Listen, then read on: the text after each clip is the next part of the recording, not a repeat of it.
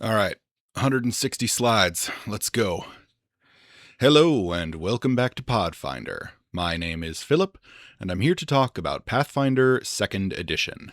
This is Part 4 in my Kingmaker Kingdom Building Rules series. In this series, I am taking an unscripted look at the entire kingdom management system for the Pathfinder Kingmaker Adventure Path. This is part 4 in a 5-part series. Part 1 was the kingdom sheet. Part 2 was the act of creating the kingdom and what it looks like as it levels up. Part 3 was the kingdom turn. Part 4, this part, is settlements and structures, which is basically a whole sub-game within the game of kingdom management. And then part 5 will be the other sub-game within kingdom management, which is warfare. Somewhere in between 4 and 5, or maybe slightly after 5, depending on how things shake out. I'm also going to be doing an interview with Vance and Kerenshara, the authors of the rules version that I am covering in this series. Vance and Kerenshara wrote Pathfinder 2e Kingmaker Remastered Kingdom Building Rules. This is a pretty fantastic PDF. As with all these videos, I've linked it in the comment section or in the video description. I strongly suggest using this as opposed to the Kingdom Rules presented in the Pathfinder Kingmaker AP. These work very well. They've been play tested to death. They work a lot better than the original rules. So go check them out. They are available totally for free online. And I'm looking forward to talking to Vance and Kerenshara about their inspiration. We're going to see a lot of their work in this video as I get into individual structures, because they did a lot of work here to make settlements and structures feel a little more cohesive. Before we dig in, though, corrections and clarifications.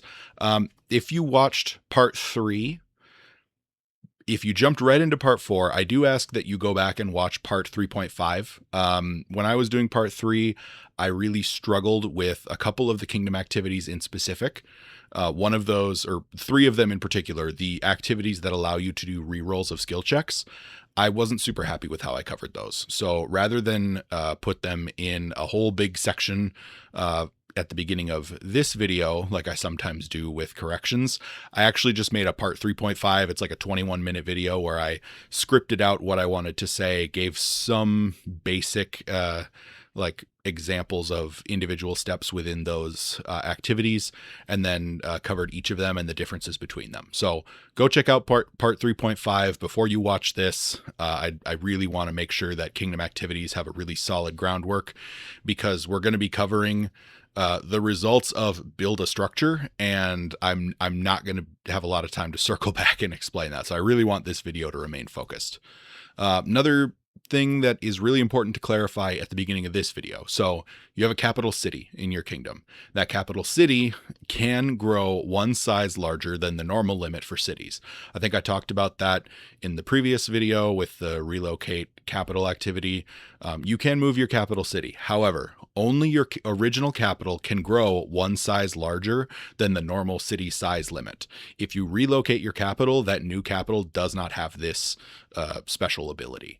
That's really important. We're going to be getting into kingdom sizing, settlement sizes and size limitations in a few minutes. So I just want to lay the groundwork here. Also, talking through some things with Vance and Kerenshara, there is actually an error in one of their PDFs. On one of the tables in the back, they list the specialized skills for the various roles or leadership roles that the players and the NPCs can fill. The emissary is missing the trade skill in that little table. So I think my table in the slides was correct, but worth checking in their PDF. If you just print it out, you can just add a little X there for yourself. Most of those tables I recommend just especially if you're playing physically, just print them out. It'll be nice to have access to them, but pretty minor update. I've been talking with Kerenshara a lot through the production of these slides, and he's noticed a couple things here and there. This is one he really wanted to highlight. All right, into the meat and potatoes of this video, or the potatoes and potatoes if you're vegetarian. What is a settlement? Settlements are population centers within the kingdom. So obviously, your kingdom is as it appears on the map is kind of vague. It's a representation. It's not realistic. Settlements are the major population centers. Obviously, there are people who live outside of those settlements, things like work sites, things like farmlands, et cetera, et cetera. But settlements they're the towns and cities that make up your kingdom. They contain housing for citizens, and then because lots of people are living together, they add to the kingdom's consumption score. Remember, consumption is the amount of food that you need in order to just survive every turn without increasing kingdom unrest. Settlements are also commodity hubs. So the harvesting of commodities is done around settlements. They serve as like the commodity gathering point, and only commodities which are within the influence of settlements, we'll get into influence in just a minute, can actually be harvested and used by the kingdom. Additionally, settlements contain within them specialized structures. These are buildings or things that are constructed. So not just buildings, but things like cemeteries or shrines, which provide new abilities. They provide bonuses. Sometimes they provide housing for people, et cetera, et cetera. And then finally, settlements as a whole are a brand new subsystem within kingdom management. They have their very own character sheet, and we are going to get into that right now. This is the urban grid. Learn it, love it, and get used to seeing it. We are going to be talking about this for quite a while.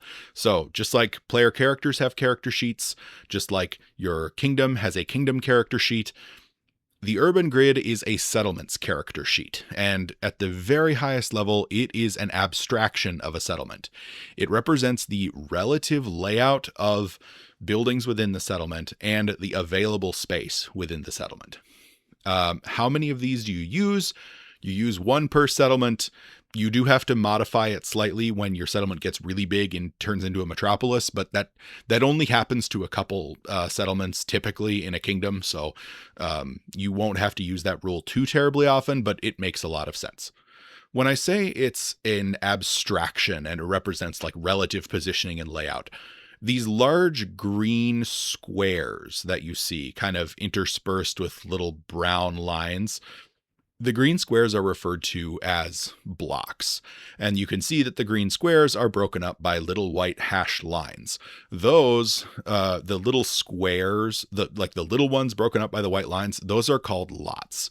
So each green block contains 4 green lots. What are the lots?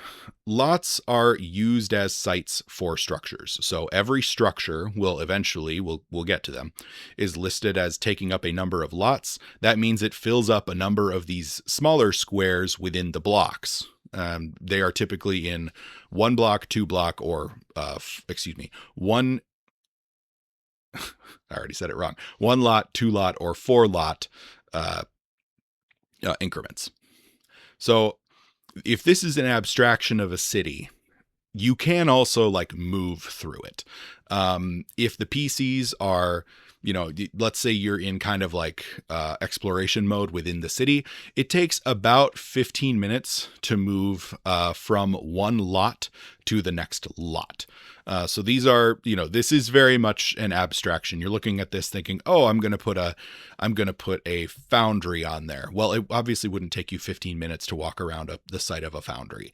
Again, it's an abstraction. This is almost like a neighborhood, or multiple, it's not just a building, it's the building and all the stuff around it that you don't see. If you eventually add paved streets, you can move a lot faster, 5 minutes versus 15. It also takes into account things like, oh, this is where all the people are. You got to work your way around crowds and yada, yada, yada. There's more than what you see here. This is just zooming way out and thinking about it in terms of overall layout. Also, we will start talking about borders in a minute, but if you've got water around your settlement, delineated by the little water checkbox on any of the 4 borders, that takes an hour to cross if there isn't a bridge built in. We'll get into all that, but I wanted to talk about moving through the settlements because it's kind of an edge case, but it does come up. So looking at the urban grid, we're going to start this the same way we started the overall kingdom. We're going to start with navigating the character sheet itself, or in this case, the urban grid. So where it says settlement, you just list the name of your settlement. So we're going to call it Kingdom Town. It's a stupid example, but that's where you would write it down, right above the word settlement. Then you've got these 4 little checkboxes: village, town, city, and metropolis. You just check which box the settlement is. So if it's the smallest possible settlement, it's a village. Once it grows to a certain size, it becomes a town, then it becomes a city, then it becomes a metropolis. What does that actually mean? Okay, so a village has a size of 1 block. It has a population of 400 or less. Its base level is 1, its overall consumption is 1, the maximum item bonus is 1, and the influence it has is 0. All of that goes up as you move down the overall size chart. And by down, I mean like move up in size. The size is just the number of blocks on the urban grid. And remember, the blocks are the larger green squares that within them possess 4 lots. Your population is given as a size range. So the village will have 400 or less, but then when you jump to a town, it's 401 to 2,000. These are deliberately imprecise. As your settlement becomes a town, it will cross that 400 threshold. And then as it's on the verge of becoming a city, it will get up to that about 2,000 number. Level is equal to the number of blocks that are populated. And this also sets the limit on the purchasable items. So your level just goes up based on the number of blocks you start putting settlements in. Or excuse me, the number of blocks you start putting structures in. Your consumption is the overall consumption of the settlement, and you mark that on the sheet as it increases over time. So a village would have a consumption of 1. That is the consumption of this settlement, and you add it to the overall kingdom consumption that we kind of talked about at the beginning of the kingdom turn in the last video. The item bonus is the maximum item bonus provided by structures in the settlement. I've kind of hinted at this in a couple different places, mentioned it a few times, but item bonuses, normally, if you're accustomed to playing Pathfinder, you think of an item bonus as like, ooh, this is a bonus that I get because my character is wielding a magic item, or in some cases a non-magical item, but typically a magic item. For a kingdom, the item bonus isn't from gear that it wields, because it's obviously a kingdom. It can't wield any gear. It comes from the structures within the settlements in the kingdom. Now, there are rules for that. You don't just get a bonus to a kingdom check if you've got a settlement anywhere, or a structure within any settlement in the kingdom. You typically have to be doing the activity in the settlement which possesses the structure in order to gain the bonus from that structure. And then finally, we have influence. This is the area around a settlement over which the settlement has dominion or domain. This is counted in the number of hexes beyond the hex in which the settlement is located. That's not the most intuitive thing, so I went ahead and created this visual. The red hex at the center represents the hex in which a settlement is located. And once again, I'm just using a first edition map, so I don't think it's going to show any spoilers, or it's certainly not going to show any like spoilers that aren't at risk of changing. Just don't read it too closely. It's the overall image that you're looking at, not the specifics. The red hex is the hex containing a settlement. If the settlement has influence of 0, then that is represented by only having influence over the red hex. If it's 1, you move 1 out from the red hex, everything in orange. If influence is 2, you move out to everything 2 hexes out, which is yellow and orange and red. And if you have influence of 3, you move all the way out, 1, 2, 3, out to the green hexes and everything within there. So the more influence you have, the more territory you can gather commodities from. Remember, if you've got, for instance, farmland, it doesn't reduce your consumption unless it is within the influence of a settlement. This is really important. Same with work sites. If you've got work sites, they don't produce anything unless they are within the influence of a settlement, which can bring those commodities to bear within the kingdom. There needs to be a gathering point for them. One important note that I hadn't mentioned originally, Kerenshara caught that this was a bit of an oversight on my part. This only counts for kingdom hexes. It's hard to imagine a case where you would have farmland producing stuff outside of your kingdom and you would think, oh, I can take that. If it's outside the kingdom, it can't be under your influence. Even if your influence would technically stretch that far, it has to be a hex within the kingdom in order for you to take advantage of it. Your capital always has a minimum influence of 1. So even when your capital starts out as a village, even before it moves up to a town, it will always have this orange area representing an influence of 1. If your settlement has, we'll talk about borders in a minute, but if your settlement has all water borders, meaning it's surrounded by water, and if it doesn't have a bridge, then its influence is basically 0. Its influence could be whatever it wants to be, but it is effectively 0. It is set to 0 because without a bridge, it can't meaningfully gather resources. Again, we'll talk about borders in a little bit later in the video, but if your settlement is on an island, it does not have influence until you build a bridge. And then, so I already talked about this a little bit, but farmlands and work sites only count if they're within a settlement's area of influence. So, starting right off with a village. Your village has a size of 1 block, represented by the red square that I've drawn here, and it has a population of 400 or less. Its level is 1, because it only populates 1 block. Its consumption is 1, so this contributes 1 to the overall consumption of the kingdom. The maximum item bonus of the structures within it is limited to 1, and it has influence of 0. Bear in mind, when your kingdom starts out, your capital starts with a minimum influence of 1. So even if it's a village, it has an influence of 1 if it's the capital, but most villages will have influence of 0.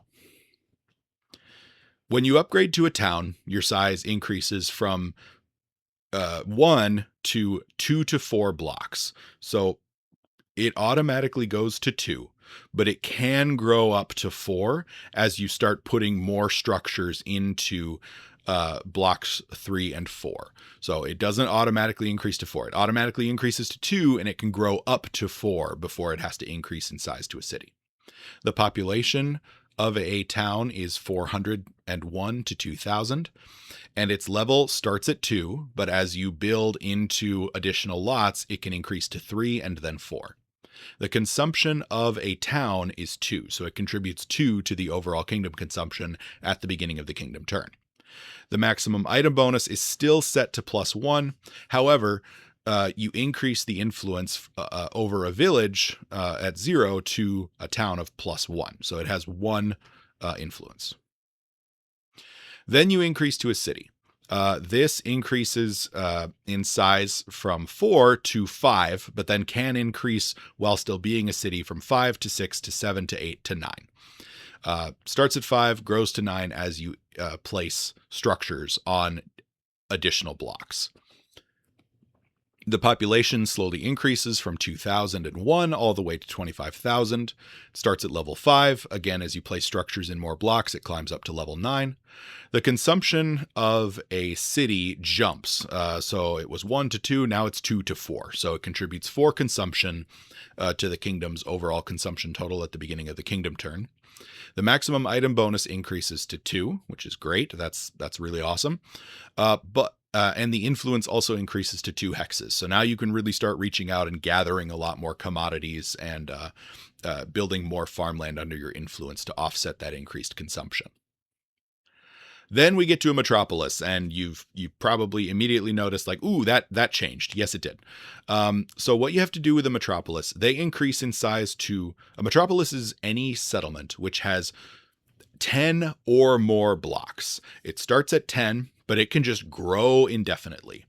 The first thing you do is just add an urban grid. So technically what you do is you just take you print off another sheet and then lay it next to your existing sheet, and you pretend that you've erased the borders in between the 2 grids.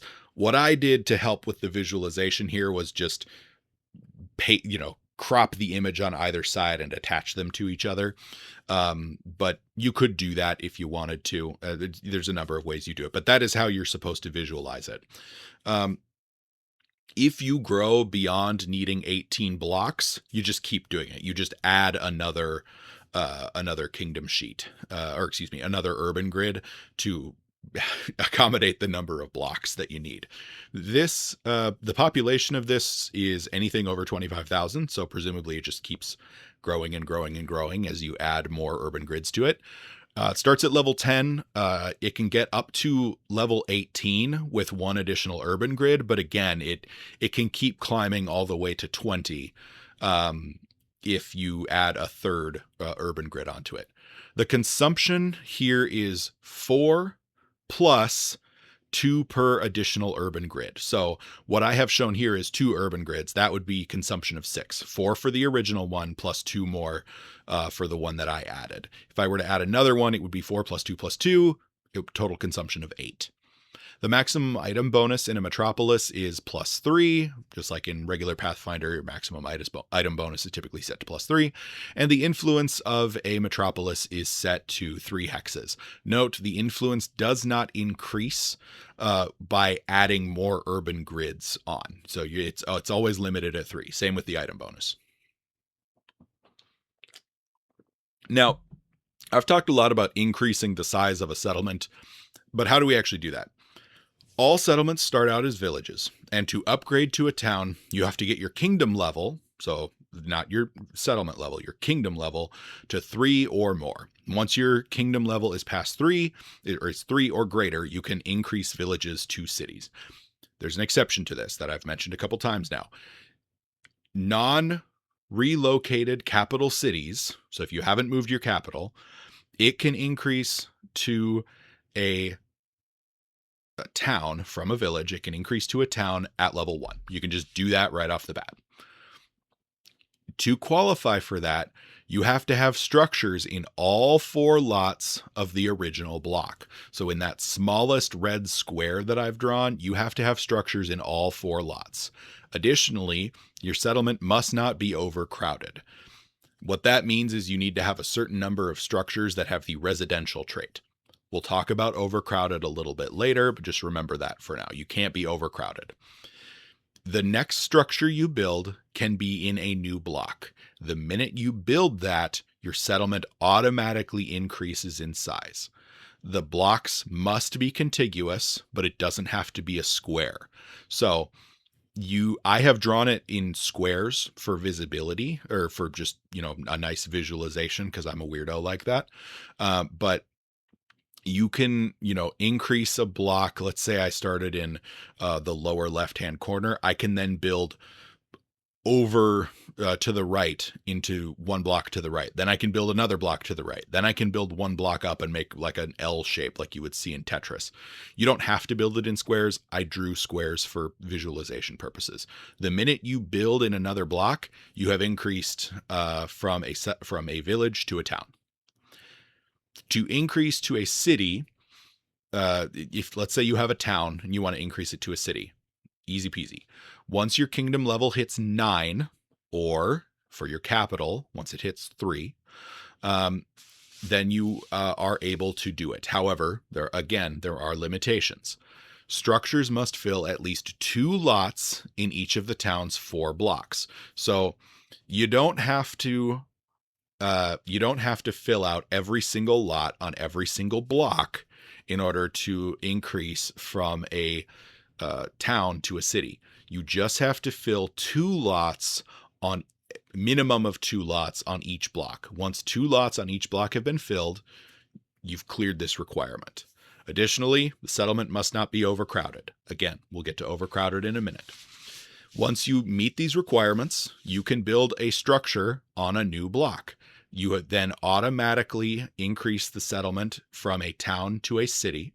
And once again, the blocks must be contiguous, but they do not need to form a square. You could make a T shape if you wanted to. There's no rule against it.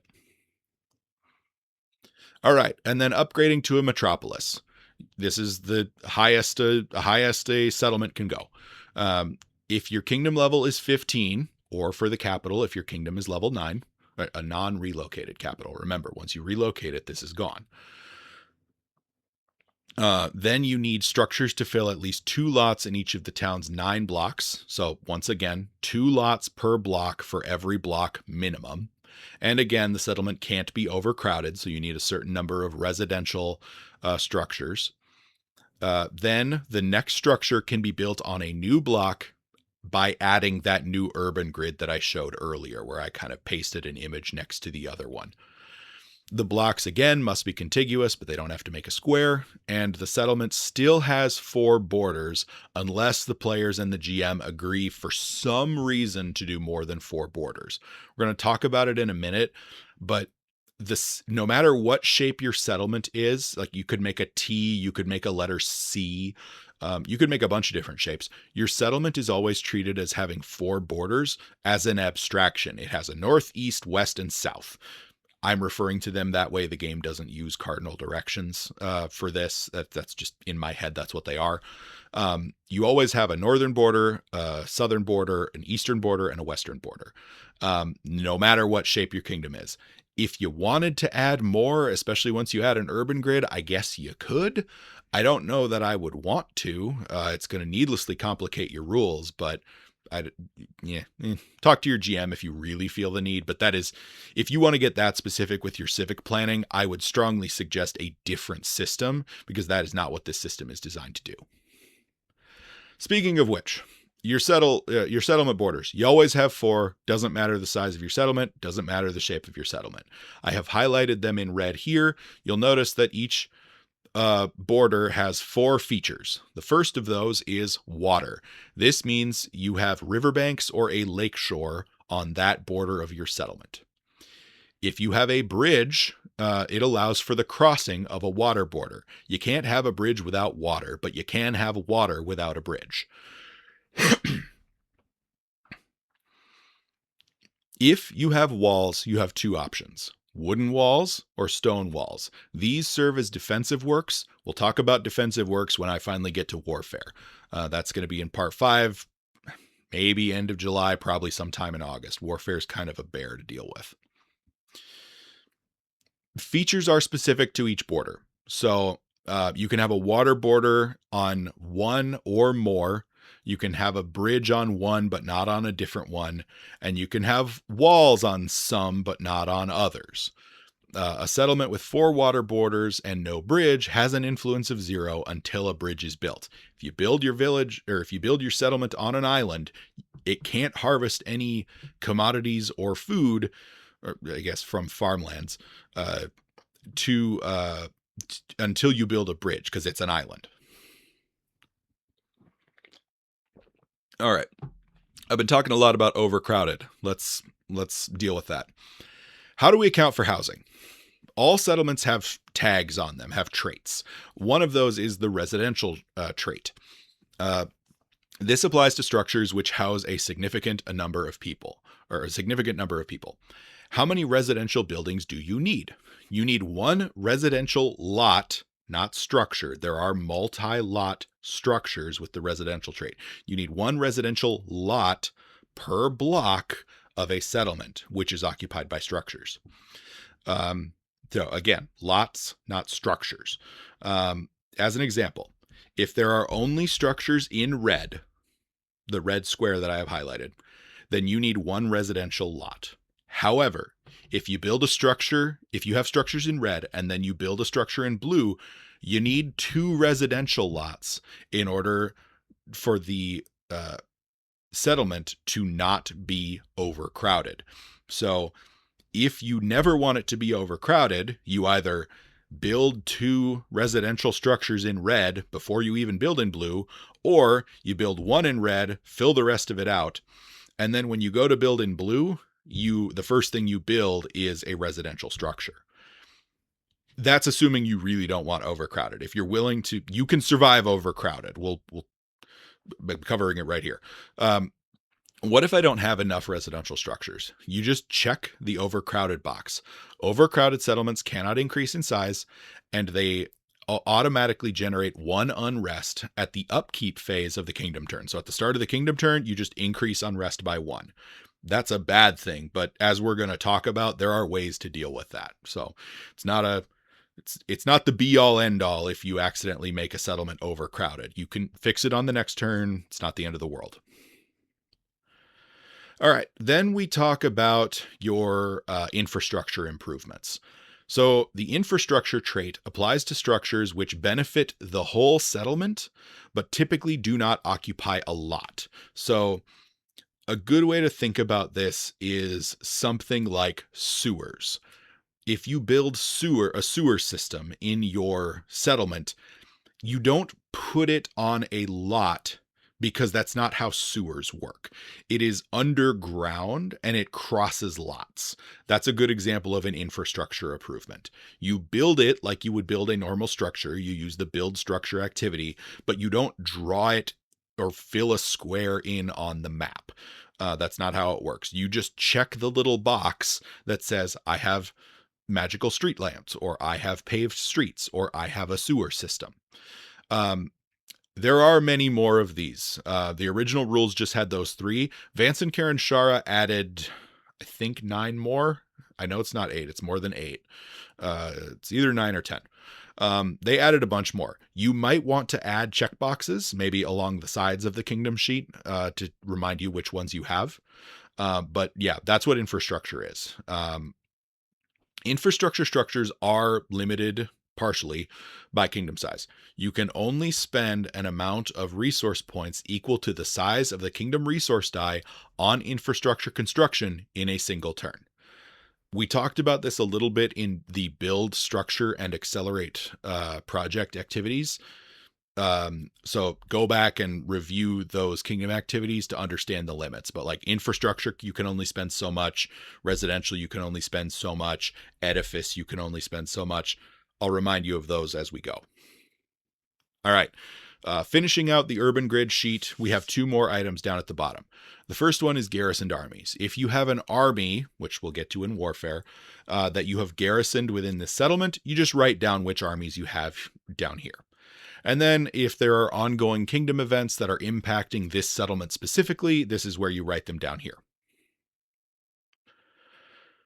All right, so we've talked about the urban grid as a sheet, but there's probably another question. How do I actually found a settlement? Well, there's a number of steps that you need to undergo in order to found a settlement. The first one is you pick out which hex you want to build the settlement on. And you work with the GM to figure out exactly where within the hex you would want your settlement to be located. This is where you would worry about things like water borders. So if the hex shows that there's an island, you could say, well, I want my settlement to be built on an island for some reason. And you could work with the GM to make that happen. If there's a river, you could say, I want one water border. So I want my settlement to be founded along that river. Okay, cool. Excuse me. After you figure out where it is, within the hex you want it to be, you move on to step 2. Step 2 is you perform these kingdom activities in this order. You clear the hex, meaning you take out whatever challenges might be in the way. You then use the establish settlement action to basically, well, you do what that kingdom activity does or tells you to do. You found a settlement there. Then you fill in the urban grid for the new settlement. If there are ruins or structures on the hex, then you incorporate them into the settlement, usually by placing the appropriate structure onto a square within that settlement. And then you fill in the water borders as needed. Finally, you name the settlement, and then you are free to go ahead and start building new structures. It's a pretty easy process. You just clear the hex, establish settlement, set up the urban grid sheet with all the information you know at the time, and then go to town.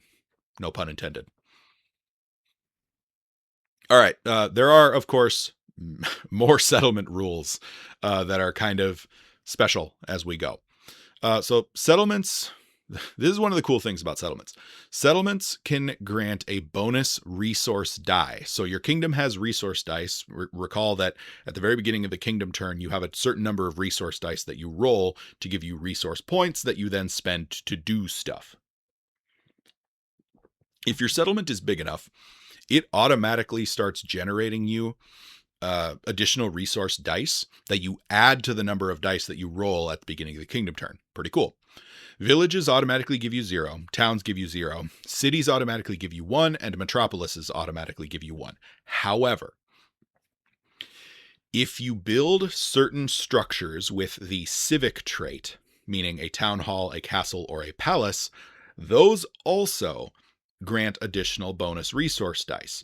So I had mentioned that a village always gives you 0. That is true no matter how many structures you build. A town gives you 0 unless you build a town hall, a castle, or a palace. Then it gives you 1.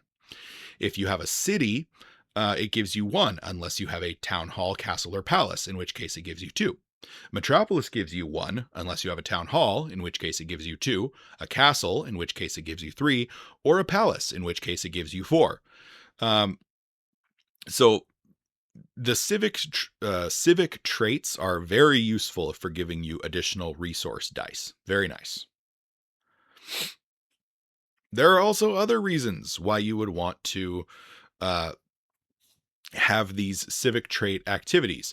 Settlements can get actions which are all their own. They can have actions that they can take in addition to the actions of the leaders within the kingdom. These are called settlement actions. These are extra actions which can only be spent on kingdom activities in that settlement. So civic activities within the settlement itself, or regional activities within the hexes within that settlement's influence. If you have no civic structures, you don't get any additional activities. If you have a town hall, you get 1 additional settlement activity. A castle, you get 2, and a palace, you get 2. Again, civic structures, very cool. All right, then this one is a little complicated. There are limitations to how many build structure activities you can take within a specific settlement. So not across all your settlements, but within a specific settlement. So again, we're going to talk about Kingdom Town. Within Kingdom Town, you can only take so many build structure activities in a given turn. However, that limit goes up over time. If you increase your settlement size, the limit goes up. If you increase your settlement size, that limit goes up. But it's kind of a complex limit. I'm going to talk about this. So the limit is kind of weird. The limit is the total number of the total number of structures that you're allowed to build, but it's also the number of infrastructure structures you're allowed to build. So in a settlement with no civic structures, none at all, no town hall, no castle, or no palace, you are allowed to build 1 structure. You are allowed to take the build structure activity 1 time. However, in a settlement with a town hall, you are allowed to take 2 build structure activities. One of those is unrestricted. It can be for whatever you want. One of them has to be for an infrastructure structure, or a structure with the infrastructure trait. So we talked about infrastructure a little bit ago. You can build 1 non-infrastructure structure. I wish they used words that didn't sound so close. But then you have to build another one, which is infrastructure only. I can build sewers and I can build houses. I can build houses, but then something, the next thing I build has to be sewers or something else with the infrastructure trait. When you move up to a castle or a palace, the limit functions similarly. So the total number of build structures you are permitted to have is 3. 2 of them can be for non-infrastructure structures, and 1 of them has to be for an infrastructure structure.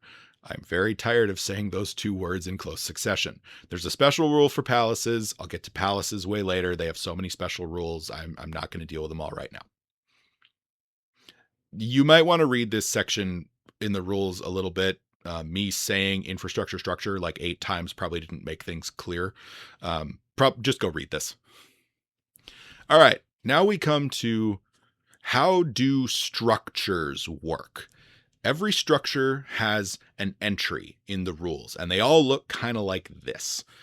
The basic features are the name, the level, any requirements to build it, what traits it has, the description of it, their lots, the number of lots it takes up, the cost, the construction check, what it upgrades from or what it upgrades into, what item bonuses it provides, and its other effects. I'm going to go through each of those one at a time. The name is just the name of the structure. That's all it is. It doesn't have any other special traits. You don't have to look for anything special there. The level is the structure's prerequisite kingdom level. You can't build a lumberyard in this example until your kingdom hits level 3. If the structure has a level of 10, you can't build it until you hit kingdom level 10. The requirements. These are additional restrictions on building this structure. As an example, a lumberyard must be built in a lot next to a water border to power its saws and facilitate the shipment of trees to the yard.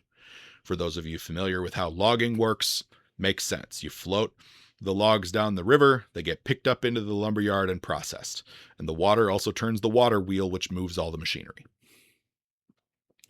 The traits are just any traits that are on the structure. We'll get into individual structure traits after I kind of walk through this, but all those traits are just listed across the top, just like they are for feats and abilities in the regular game.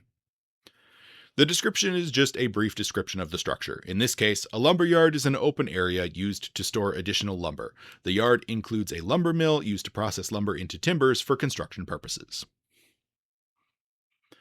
The lots. This is just the number of contiguous urban grid lots which the structure occupies. The word contiguous is very important. You can't put 2 lots diagonal to each other. It doesn't work that way. The cost is the total cost of construction, typically listed in this order: number of resource points and the number of each commodity required to build it. If you can't pay these, you can't build it. With the exception of the resource points, there's that thing I talked about in the last video where you can only spend so much in a given turn. You can build half of it and then build the rest of it later. Don't worry about that. Generally, if you can't pay the commodities, at least, you can't build this. Construction. This lists the skill check required to construct this structure. So in this case, you have to be trained in industry, and then you make an industry check at a DC 18 in order to say, yes, you built it successfully. We then have, I had to skip to another example. We then have upgrade from and upgrade to. I'm going to start with upgrade to. This structure can be upgraded to a more expensive structure. Now you might be wondering, how do I upgrade something from something to something else? The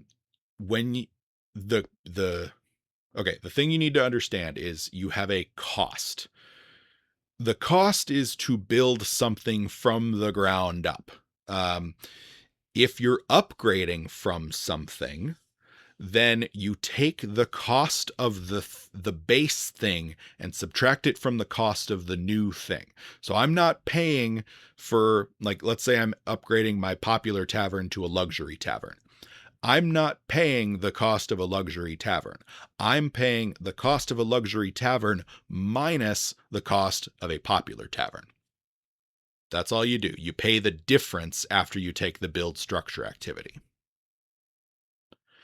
Upgrade from is just useful for if you're looking at something and you say, ooh, it upgraded from this. That helps you just strategize. You can say, oh, my popular I want to build a popular tavern. Ooh, if I build a dive bar, a dive tavern first, then I can upgrade into a popular tavern later. That's how the upgrade ones work. Back to our lumberyard bonus, we get to the item bonus entry. This is the item bonus that this structure applies to the listed kingdom skill check. So looking again at the lumberyard gives a +1 item bonus to establish work to the establish work site activity so long as you are building a lumber camp. And remember, this only counts as if you are within the influence of the settlement that this lumber camp is built in. Finally, we have additional effects. In this case, each lumberyard in your kingdom increases its maximum lumber commodity capacity by 1. Some structures have no effects. Other ones, the effects are more complicated than this, but they're typically very self-explanatory. All right, finally, we get to the structure traits. Their first two traits are building and yard. These are mostly for flavor. The building trait just means that the site is mostly indoors, whereas the yard trait means that the site is mostly outdoors. Again, those are almost always used for flavor only. They're not super mechanically important. Then we get to the infrastructure trait. I have listed this one a little bit. I kind of explained it. The structure provides benefits to the whole settlement. However, it does not occupy a lot. Sewers, planning offices, town squares, etc. Infrastructure construction is limited by your kingdom size. This is the table that I'm showing over on the right. Remember, your kingdom size as it increases the kingdom resource die size. And the resource die size is the one that we're judging by here. So if it's a D4, you can only spend 4 resource points to construct infrastructure. If it's a D6, you can spend 6, D8, 8, D10, 10, and D12, 12. This is all without a construction yard. We'll talk about construction yards. They're just structures that let you build more efficiently. So they list this table twice, once without a construction yard, once with a construction yard. So the rule is you can only spend resource points equal to the size of 1 times the kingdom resource die on infrastructure construction in a single turn. Let me say that again. You can only spend RP equal to 1 resource die on infrastructure construction in a single turn. This is covered in the build structure activity. Go back to part 3. You might just want to read that section in the rules yourself. There's a lot going on there. Normal non-infrastructure is 2 times the resource points. Infrastructure is 2 times the resource die. Infrastructure is 1 times the resource die. The edifice trait. These structures can only benefit. So we just talked about the infrastructure trait. Now we're talking about the edifice trait. Edifice traits are structures that can only benefit a settlement 1 time. So let's go back to our lumberyard example. You can have 2 lumberyards. It wouldn't always be beneficial to have 2 lumberyards. They would both increase your lumber commodity storage. They would not provide 2 + 1 item bonuses necessarily. But the point is, a structure with the edifice trait, doesn't matter how many of them you have, their benefits can only be reaped by a settlement 1 time. I can build 5 castles. Only one of them, because it has the edifice trait, only one of them provides bonuses to this settlement. Edifice construction is also limited by kingdom size. Again, just like infrastructure, you can only spend RP equal to the size of 1 kingdom die or kingdom resource die on infrastructure construction in a single turn. So half as much as normal structures. There's another trait, the civic trait. I already talked about that one a little bit. These structures allow the settlement to take its own actions in the kingdom turn. These activities are limited to activities within the settlement and the hexes within its influence. Then we get to the residential trait. This is the trait that defines structures that house people in large quantities. I refer you back to the overcrowding rules to understand how many of them you need to build. But residential traits, you can actually build a lot of them. You can build 3 times the kingdom resource die size on infrastructure construction in a single turn. This is important because you're going to want to be building a lot of residential structures at some point. It's not going to happen all the time, but when you need them, you need a lot of them. So this you can actually build more of than normal structures. All right, and famous and infamous. You increase your... these are traits. So buildings can have the famous trait or the infamous trait. They work the same way. If it's famous, you increase your fame. If it's infamous, you increase your infamy by 1 when this structure is built. If the structure has both the famous and infamous traits, then you don't increase both of them. You choose which one you want to increase. And that's all the rules for structures. After this, we're just getting into individual structures. So if you're more interested in reading the individual structures yourself, or if you want to pause the video or rewatch a section that wasn't super clear, this is a great opportunity to do that, because from here on out, I am getting into individual structures. I have 100 slides for the remaining structures in the kingdom. So that's what the rest of this video is. One structure at a time, all the way through every structure within the rules. Once I get through all of them, the video is done. So good stopping point if you need to take a break or go back and review anything. All right, individual structures. We're getting really exciting with this first one, rubble. Rubble is technically a structure by the rules, only if you think very broadly. Rubble does not have a level. It is just trash.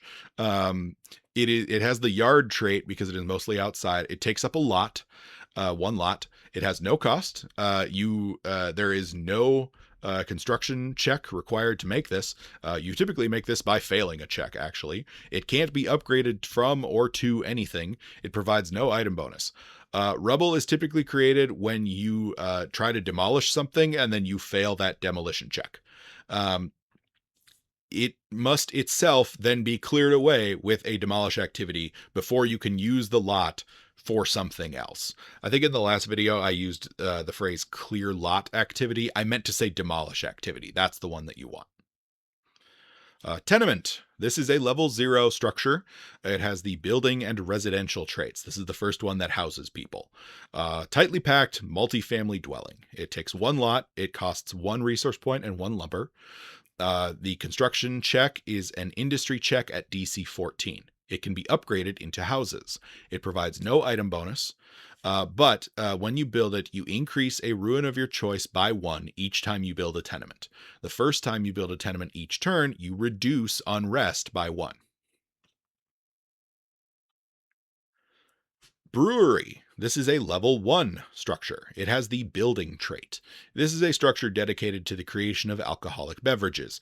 It says brewery. It could be a winery. You can make wine, beer, whiskey. It's a very broad description. It takes 1 lot. It costs 6 resource points and 2 lumber in order to build. To construct it, you make an agriculture check at DC 15. It cannot be upgraded to or from anything. It provides a +1 item bonus on the Establish Trade Agreement activity. Whenever you build a brewery, reduce unrest by 1 as long as you have fewer than 4 breweries in the settlement at that time. People can only get so drunk. The cemetery. This one's important. It's a level 1 structure. It has the yard trait. It's mostly outdoors. This is land specifically set aside for the burial and remembrance of the dead. It takes 1 lot. It costs 4 resource points and 1 stone to construct. And to do so, you have to succeed at a DC 15 folklore check. It can't be upgraded to or from anything, and it provides no item bonus. If you have at least 1 cemetery in a settlement, you reduce unrest gained from any dangerous settlement events in that particular settlement by 1, to a maximum of 4 for 4 cemeteries within that settlement.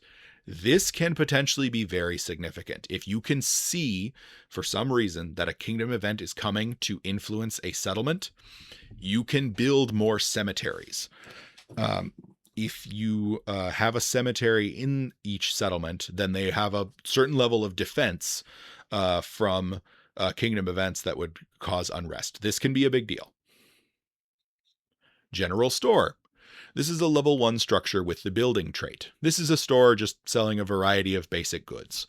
It occupies 1 lot, and it costs 8 resource points and 1 lumber to build. To construct it, you have to make a DC 15 trade check. It upgrades to either a luxury store or a marketplace. It provides no item bonus to any kingdom activity. Without a general store or a marketplace, a settlement is counted as 2 levels lower for the purposes of deciding which items are available for purchase. This stacks with other level modification abilities.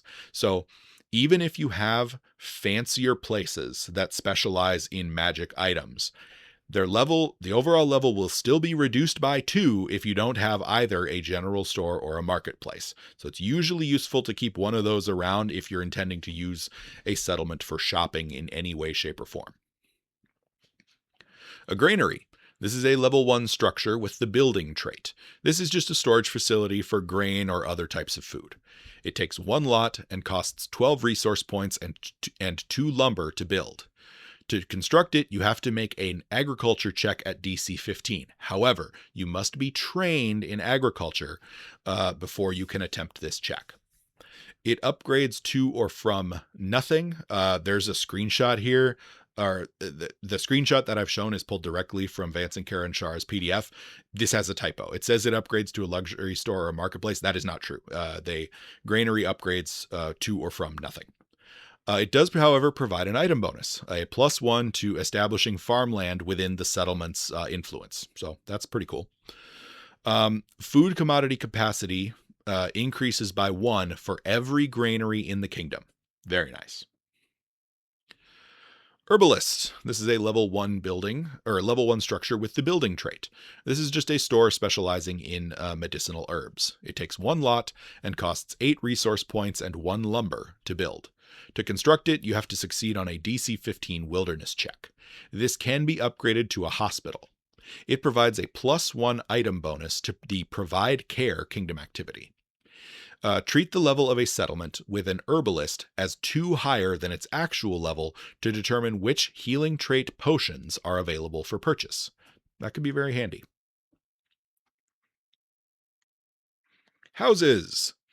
This is a level 1 structure with the building and residential traits. You'll recall that this is an upgrade over a tenement. These are just a small neighborhood of homes. So technically this is more than one structure, but it's treated as a singular structure for the purposes of construction. This takes up 1 lot and costs 3 resource points and 1 lumber to build. In order to construct it, you have to succeed on a DC 15 industry check. This upgrades from the tenement, like we talked about way at the beginning, and it can upgrade. It can be upgraded to mansions or orphanages. Yeah, we'll talk about those in a minute. It provides no item bonus. However, the first time you build houses each turn, you reduce unrest by 1. Pretty handy.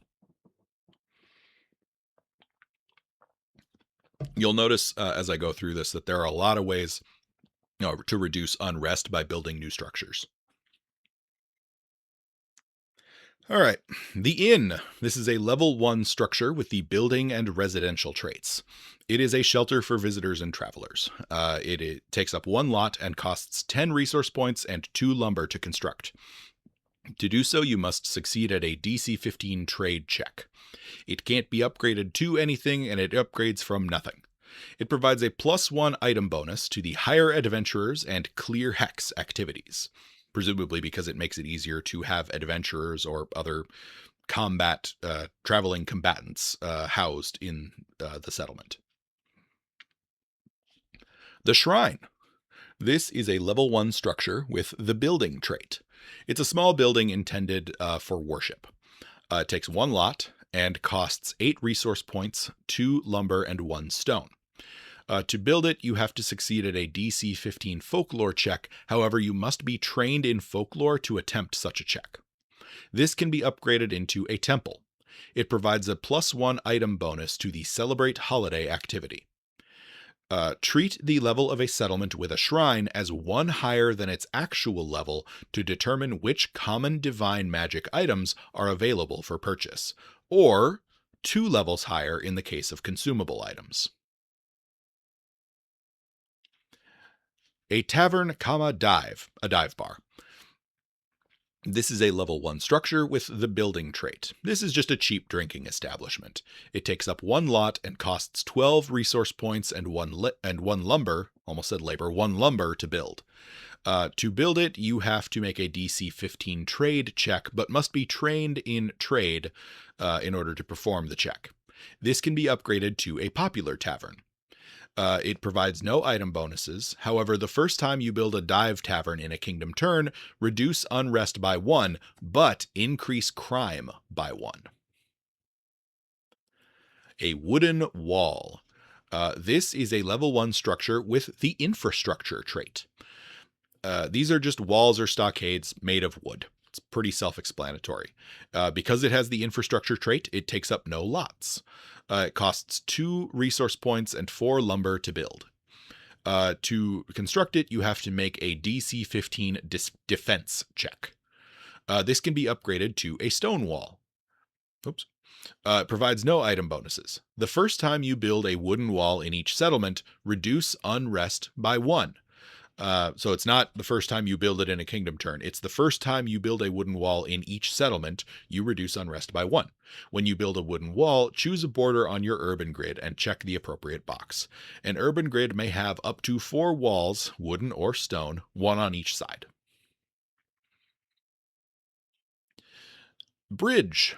A bridge is a level 2 structure with the infrastructure trait, and it allows for passage over water borders. Again, because it is an infrastructure trait item, it takes up no lots. It costs 6 resource points, 1 lumber, or 1 stone to build. It can be built of timbers or of stone. To construct it, you have to succeed on a DC 16 engineering check, and it can't be upgraded to or from anything. It provides no item bonus. When you build this, you check the bridge box on the chosen border. Remember, you pick a border where you're going to put a bridge, and that border has to have it has to be a water border. This allows for the granting of influence over water borders.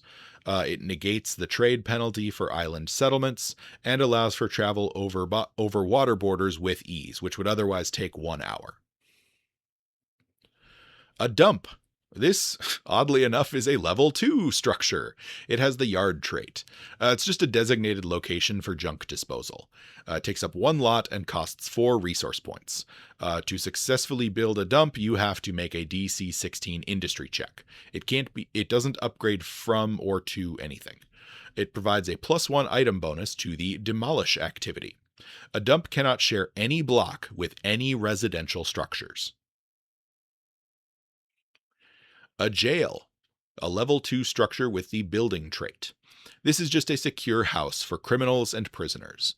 It takes up 1 lot and costs 14 resource points, 4 lumber, 2 ore, and 4 stone to build.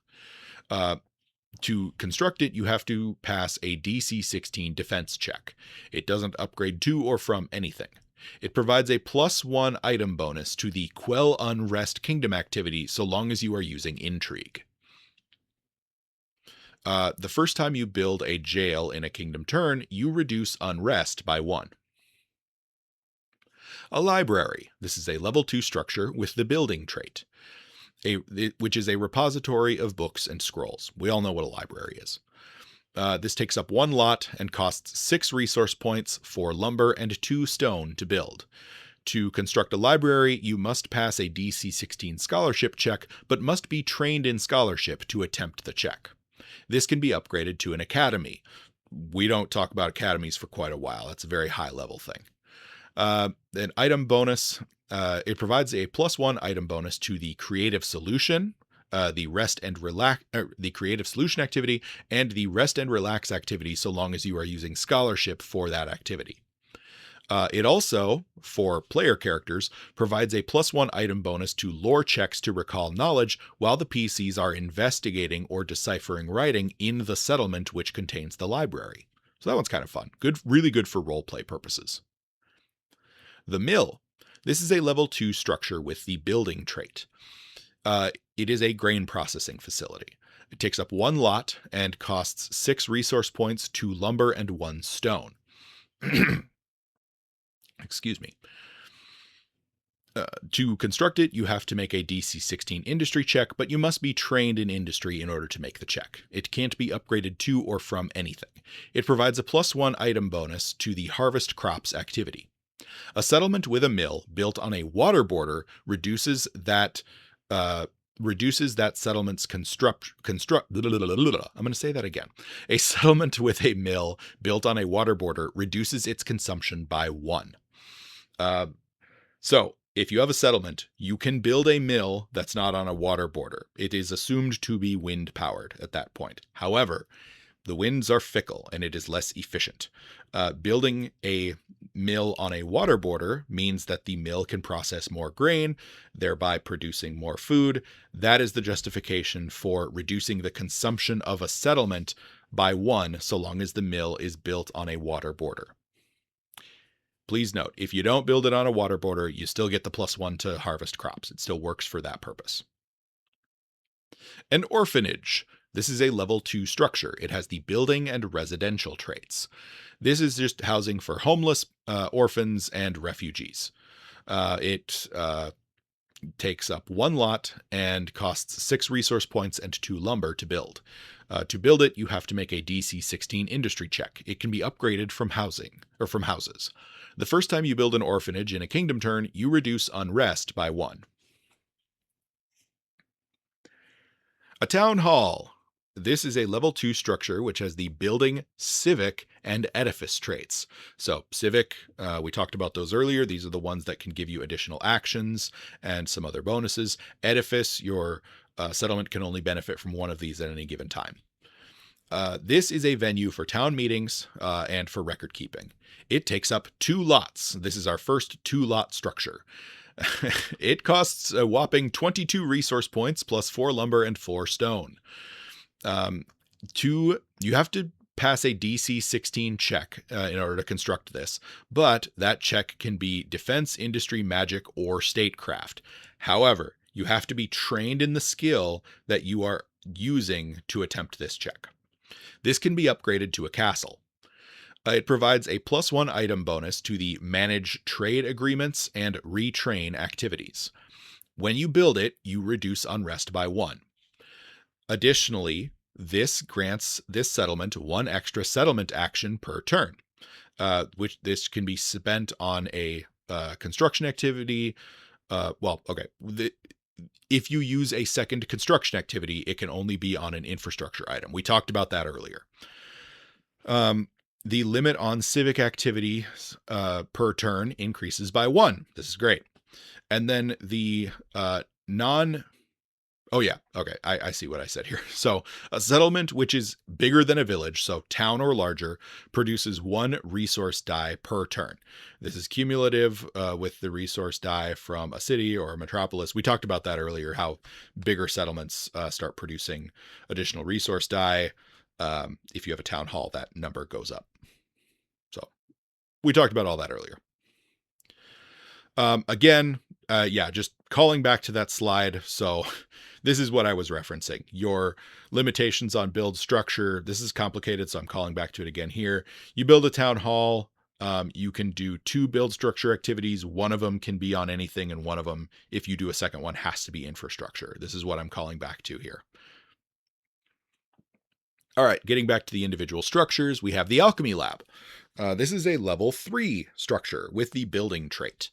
This is a crafting sites for potions, elixirs. It's all the alchemy stuff. This takes 1 lot and costs 18 resource points, 2 ore, and 5 stone to build. To construct it, you have to pass a DC 16 industry check, and you must be trained in industry to attempt it. It doesn't upgrade to or from anything, and it provides a +1 item bonus to the demolish activity. Treat the level of a settlement with an alchemy lab as 1 higher than its actual level to determine which alchemical items are available for purchase, or 2 levels higher for consumable alchemical items, which is many alchemical items. Additionally, players in this settlement receive a +1 item bonus to checks to identify alchemical items within a settlement that contains an alchemy laboratory. The barracks. This is a level 3 structure with the building and residential traits. This is housing for military members. It takes up 1 lot, costs 6 resource points, 2 lumber, and 1 stone to build. To construct it, you must pass a DC 16 defense check. This can be upgraded into a garrison. It provides a +1 item bonus to the garrison army, recover army, and recruit army activities. We'll get to all of those when we finally get to warfare. The first time you build a barracks in the kingdom turn, reduce unrest by 1. The festival hall. This is a level 3 structure with the building trait. This is a venue for performances and entertainment. It takes 1 lot or it occupies 1 lot and costs 7 resource points and 3 lumber to build. To construct it, you have to pass a DC 18 arts check. It can be upgraded into a theater. It provides a +1 item bonus to the Celebrate Holiday, Quell Unrest activity using arts, and the Rest and Relax activity using arts. There are no additional effects for this structure. The Foundry. This is a level 3 structure with the building trait. It is an ore refinement facility. So this is where you take raw ore, or I should say raw stone, and refine it into ore. This takes up 2 lots and costs 16 resource points, 5 lumber, 2 ore, and 3 stone to build. To construct it, you have to pass a DC 16 industry check, but must be trained in industry to do that. This upgrades to or from nothing. It provides a +1 item bonus to the Establish Worksite activity so long as you are building a mine.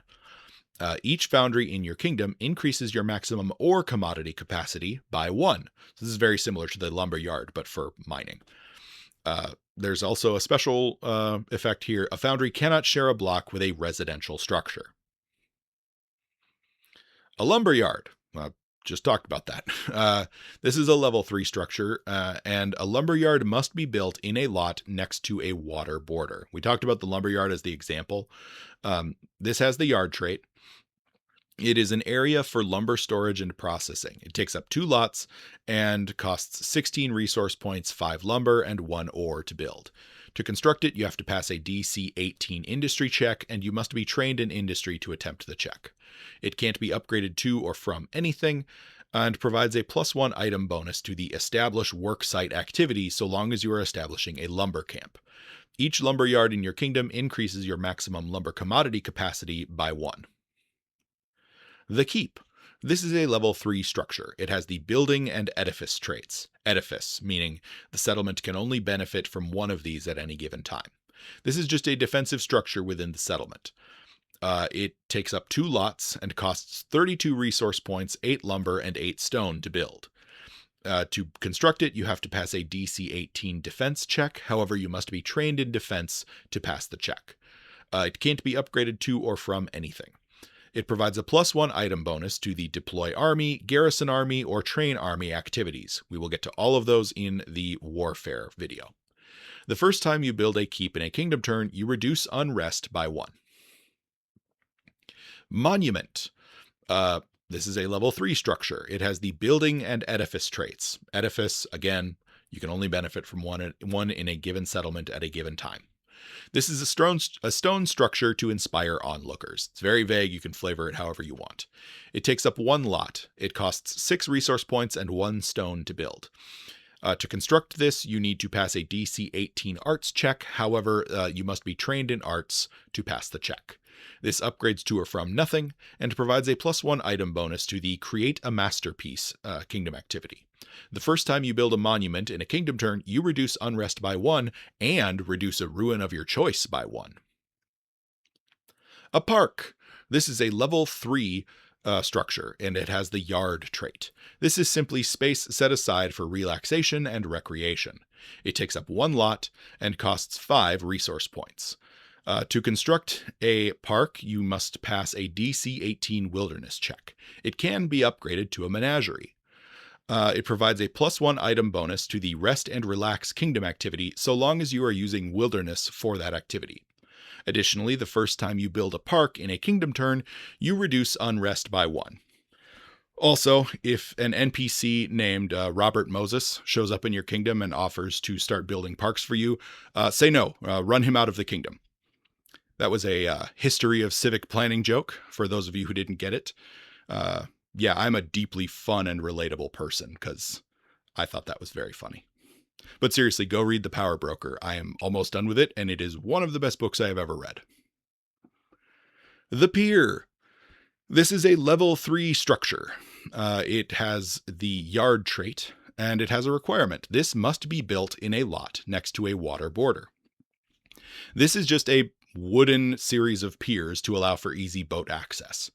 It takes up 1 lot and costs 16 resource points and 2 lumber to build. To construct it, you must pass a DC 18 boating check, and it can be upgraded to a waterfront. This provides a +1 item bonus to the Go Fishing activity. A settlement with at least one pier reduces its consumption by 1.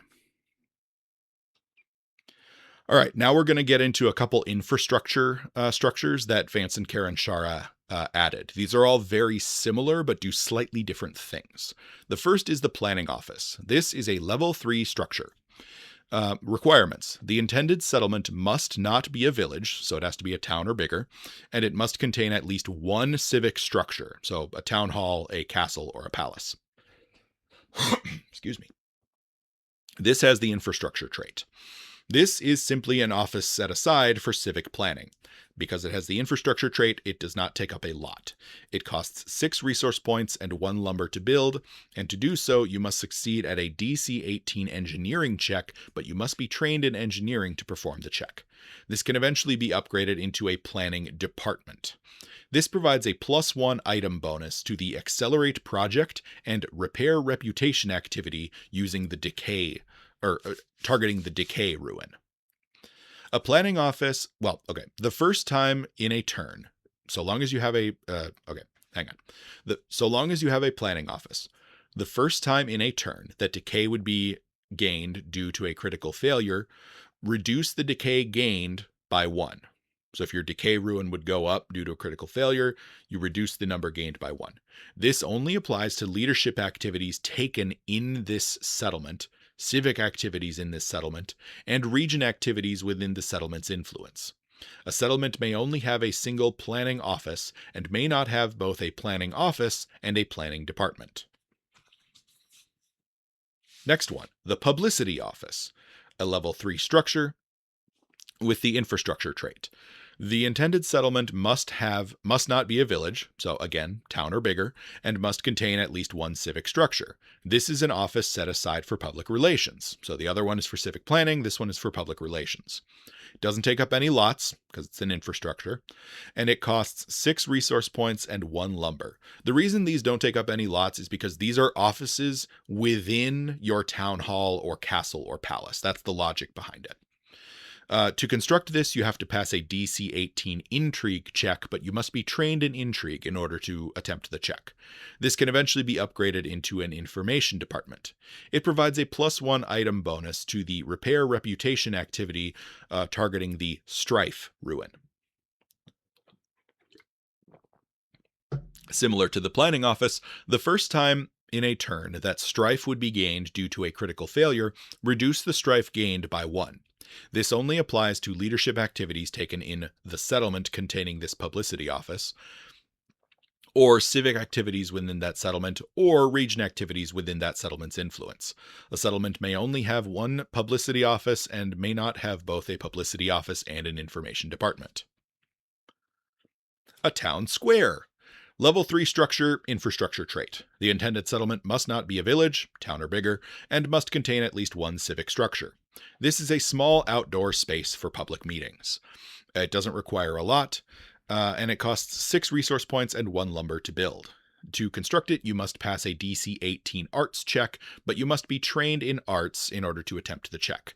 This can eventually be upgraded to a public forum. This provides a +1 item bonus to the Repair Reputation activity targeting the Corruption Ruin. Excuse me. The first time in a turn that corruption would be gained due to a critical failure, reduce the corruption gained by 1. Again, this only applies to leadership activities in the settlement, civic activities in the settlement, or region activities within the settlement's influence. You can only have one town square and you can only have one town square and cannot have both a town square and a public forum. Town Watch. Again, this is an office for the Town Watch. You're not constructing the soldiers themselves. You're constructing a facility to manage the Town Watch within your civic structure. It's a level 3 structure with the infrastructure trait. Excuse me. This settlement must be bigger than a village, so town or bigger, and must have at least one civic structure. It doesn't take up any lots because it's an infrastructure trait, and it costs 6 resource points and 1 lumber to build. To construct it, you have to pass a DC 18 trade check, but must be trained in trade in order to attempt the check. This can eventually be upgraded into a City Watch. It provides a +1 item bonus to the Repair Reputation activity so long as you are targeting crime. The first time in a turn that crime would be gained due to a critical failure, reduce the crime gained by 1. Again, it applies only to leadership activities taken in the settlement, civic activities in the settlement, and region activities within that settlement's influence. A settlement may only have a single town watch and may not have both a town watch and a city watch. Last one of these new infrastructures, the fishing fleets. This is a level 5 structure. It has the infrastructure trait. The target or the settlement you intend to build this in must contain a pier, a waterfront, or both, and must have a hex and must be in a hex containing a large body of water within its influence. So the hex itself, the settlement itself doesn't need to have the hex, but it needs to have a hex with a large body of water in its influence. This is a fleet of fishing boats that are organized through as a in service of the village. Doesn't take up any lots because they're boats. They live out on the water. This costs 10 resource points and 2 lumber to build. To construct it, you must succeed on a DC 20 boating check, but must be trained in boating in order to make the check. Can't be upgraded to or from anything, and provides a +1 item bonus to the Go Fishing activity and the Rest and Relax activity so long as you are using the boating skill. This one's fun. So a settlement containing a fishing fleet reduces its consumption by 1 per fishing fleet in the settlement to a minimum of 0. A settlement may normally have only 1 fishing fleet. If the kingdom has expert proficiency in boating, and the settlement features both a waterfront and a second hex containing a large body of water within its influence, then it may build a second fishing fleet. At master proficiency and 3 qualifying hexes, this increases to 3 fishing fleets. Only one settlement may benefit from any individual hex for the purposes of fishing fleets. So if there's a hex with a lake, you can't have 2 settlements build fishing fleets on that lake. There's not enough fish in that lake to sustain 2 settlements. Essentially, fishing fleets can act like a water-based farm, reducing the consumption of the settlement. This was a Kerenshara recommendation. He specifically described this as his baby within the system. I really like this. I think this is a really cool idea. The smithy. This is a level 3 structure with the building trait. These are workshops and forges for metalworking. It takes up 1 lot, costs 8 resource points, 2 lumber, 1 ore, and 1 stone to build. To construct it, you have to pass a DC 18 industry check, but must be trained in industry in order to attempt the check. It can't be upgraded to or from anything. It provides a +1 item bonus to the trade commodities, clear hex activity using engineering, and the outfit army activity. Treat the level of a settlement with a smithy as 1 higher than its actual level for determining the common armor, shields, and weapons which are available for purchase. It also provides a +1 item bonus to craft checks made to work with metal while in the settlement. So that's a PC-facing bonus, which is fun. The stable, a level 3 structure with the yard trait. This is shelter and training grounds for horses. It takes up 1 lot and costs 10 resource points and 2 lumber to construct. To do so, you must pass a DC 18 wilderness check, but must be trained in wilderness in order to attempt the check. This can be upgraded to or from nothing, and it provides a +1 item bonus to the Established Trade Agreement activity. The stockyard. This is a level 3 structure with the yard trait. These are barns and pens for livestock. These take up 4 lots. This is our first 4-lot structure. They cost 20 resource points and 4 lumber to build, and to do so you must succeed at a DC 18 industry check. They can't be upgraded to anything, and they don't upgrade from anything. These provide a +1 item bonus to gather livestock. A settlement with at least 1 stockyard reduces its consumption by 1. So this is pretty good. A stonemason. This is a level 3 structure with the yard trait. These are facilities for working stone. They occupy 2 lots, and they cost 16 resource points and 2 lumber to construct. To do so, you must succeed at a DC 18 industry check, but must be trained in industry in order to attempt the check. These upgrade to nothing and upgrade from nothing. The stonemason provides a +1 item bonus to the established work site for quarries. Each stonemason in your kingdom increases your maximum stone commodity capacity by 1. So very similar to the lumberyard and the foundry. The tannery. This is a level 3 structure with the building trait. This is just a processing facility for leather and hides. It takes up 1 lot and costs 6 resource points and 2 lumber to build. To do so, you must pass a DC 18 industry check, but must be trained in industry in order to attempt the check. It upgrades to nothing and upgrades from nothing. It provides a +1 item bonus to the trade commodities activity. A tannery cannot share a block with a residential structure, except with tenements. And if you are at all familiar with the process of tanning leather, you will understand why that is. A popular tavern. This is a level 3 structure with the building trait. This is a respectable drinking establishment. It takes up 1 lot and costs 24 resource points, 6 lumber, and 2 stone to build. To do so, you must succeed at a DC 18 trade check, but you must be expert in that skill in order to attempt the check. It upgrades from a dive tavern and can eventually be upgraded to a luxury tavern. It provides a +1 item bonus to the Hire Adventurers, Reconnoiter Hex, and the Rest and Relax activity using trade.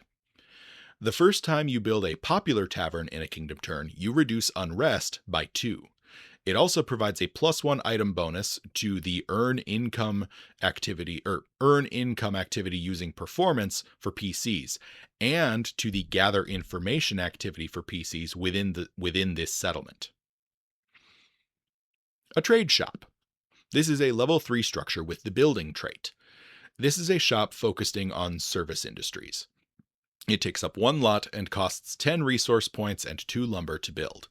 To construct it, you must succeed at a DC 18 trade check, but must be trained in the trade skill in order to attempt the check. It can eventually be upgraded to a guild hall. It provides a +1 item bonus to the Purchase Commodities kingdom activity. When you build a trade shop, indicate the kind of shop it is, such as a bakery, a carpenter, a tailor, and so on. While in a settlement with a trade shop, PCs gain a +1 item bonus to all associated crafting checks. A watchtower. This is a level 3 structure with the building trait. This is a guard post with a high view, and it takes up 1 lot. It costs 12 resource points, 4 lumber, and 4 stone to build. To construct it, you must succeed at a DC 18 defense check, and you must be trained in defense in order to attempt the check. It upgrades to or from nothing. It provides a +1 item bonus to all checks to resolve kingdom events affecting this settlement, so pretty handy. The first time you build a watchtower in a kingdom turn, you also reduce unrest by 1. Very nice. A marketplace. This is a level 4 structure with the building and residential traits. This is a neighborhood full of shops and stalls. It takes up 2 lots and costs 48 resource points and 4 lumber to construct. To construct it, you must succeed at a DC 19 trade check, but you must be trained in the trade skill in order to attempt the check. This can be upgraded from a general store. It provides a +1 item bonus to the Established Trade Agreement activity. And remember, without a general store or a marketplace, a settlement is counted as 2 levels lower for the purposes of deciding which items are available for purpose. Additionally, you count a settlement with a marketplace as 1 higher for the purpose of what mundane items are available, or 2 higher for mundane consumables. This doesn't stack with similar abilities for other mundane items. I need to emphasize mundane here because we're gonna talk about like magic shops and stuff later. Those are not mundane items. Paved streets. This is a level 4 infrastructure. Well, this is a level 4 structure with the infrastructure trait, meaning it doesn't take up any lots. These are brick or cobblestone streets. They cost 12 resource points and 6 stone to build. And to construct them, you must succeed at a DC 19 industry check, but must be trained in industry in order to make the check. They don't upgrade to anything, they don't upgrade from anything, and they provide no item bonuses. Once these are in place, it takes a character only 5 minutes to move from one lot to an adjacent lot in an urban grid when moving on paved streets. When you build paved streets, check the paved streets checkbox on your urban grid. A specialized artisan. This is a level 4 structure with the building trait. These are makers of fine specialty goods. They take up one lot. They cost 10 resource points, 4 lumber, and 1 luxury to build. And to do so, you must succeed at a DC 19 trade check, but must be an expert in trade in order to attempt the check. They upgrade to or from nothing. They provide a +1 item bonus to the craft luxuries activity. They also provide a +1 item bonus to craft checks made to craft specialized goods in the target settlement. The Arcanist's Tower. Now we're getting fun. This is a level 5 structure with the building trait. It is a home, lab, and library for a mage and the mage's students. It takes up 1 lot. It costs 30 resource points and 6 stone to build. And to do so, you must succeed at a DC 20 magic check, and must be trained in magic in order to attempt the check. It upgrades to nothing and can be upgraded from nothing. It provides a +1 item bonus to the Quell Unrest activity using magic, and to the Supernatural Solution activity, which, again, go watch my breakout video on those. Supernatural Solution's really powerful, so bonuses to that are really good. Oops. Count a settlement with an Arcanist's Tower as 1 higher for the purposes of what common arcane magic items are available for purchase, or 2 levels higher for consumable arcane magic items. It also provides a +1 item bonus on any checks made to borrow an arcane spell or to learn an arcane spell. Or to learn a spell, excuse me.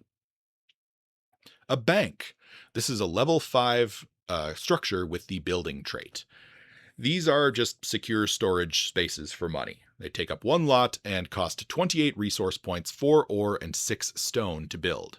To build this, you must succeed at a DC 20 trade check and must be trained in a trade in order to attempt the check. They upgrade to nothing and they upgrade from nothing. They provide a +1 item bonus on the tap treasury, capital investment, and collect taxes activities. Capital investment activities can only be used in the capital city or within the influence of an area, or within the influence area of a settlement which contains a bank.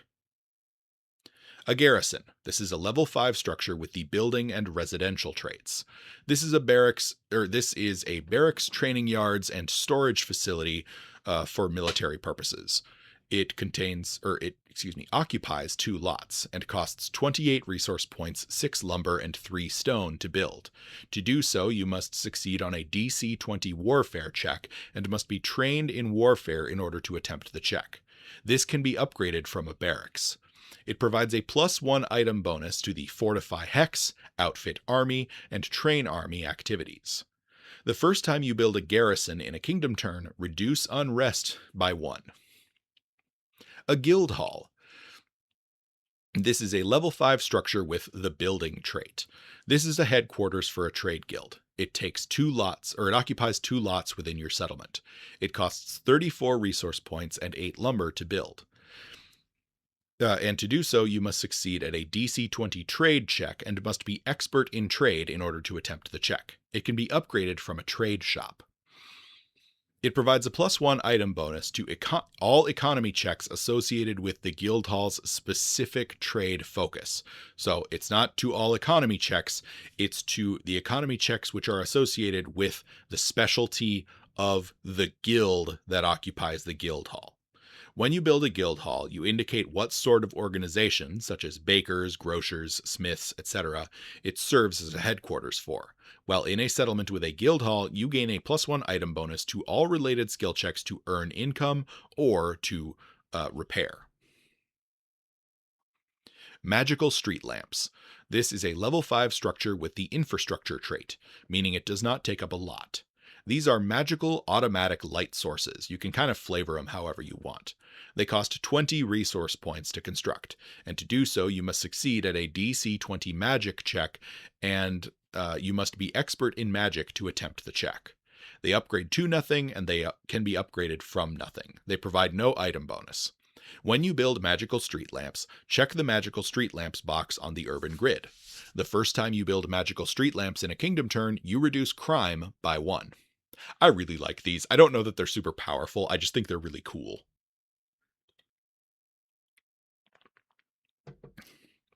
The Mansion. This is a level 5 structure with the residential and building traits. This is a large manor house for the wealthy. It occupies 1 lot and costs 10 resource points, 6 lumber, 6 luxuries, and 3 stone to build. To construct it, you must succeed at a DC 20 industry check, and you must be trained in industry in order to attempt the check. It can be upgraded from houses and can upgrade eventually into a villa. It provides a +1 item bonus to the Improve Lifestyle kingdom activity. A museum. This is a level 5 structure with the Building, Famous, and Infamous traits. The Infamous one is kind of weird to me, but I guess you could make it a museum of really scary stuff. This is a place to display art, science, or history. It occupies 2 lots. It costs 30 resource points, 6 lumber, and 2 stone to build. To construct it, you must succeed at a DC 20 exploration check, but you must be trained in exploration in order to attempt the check. It doesn't upgrade into anything, and it can't be upgraded from anything. It provides a +1 item bonus to the Rest and Relax activity using the Arts skill.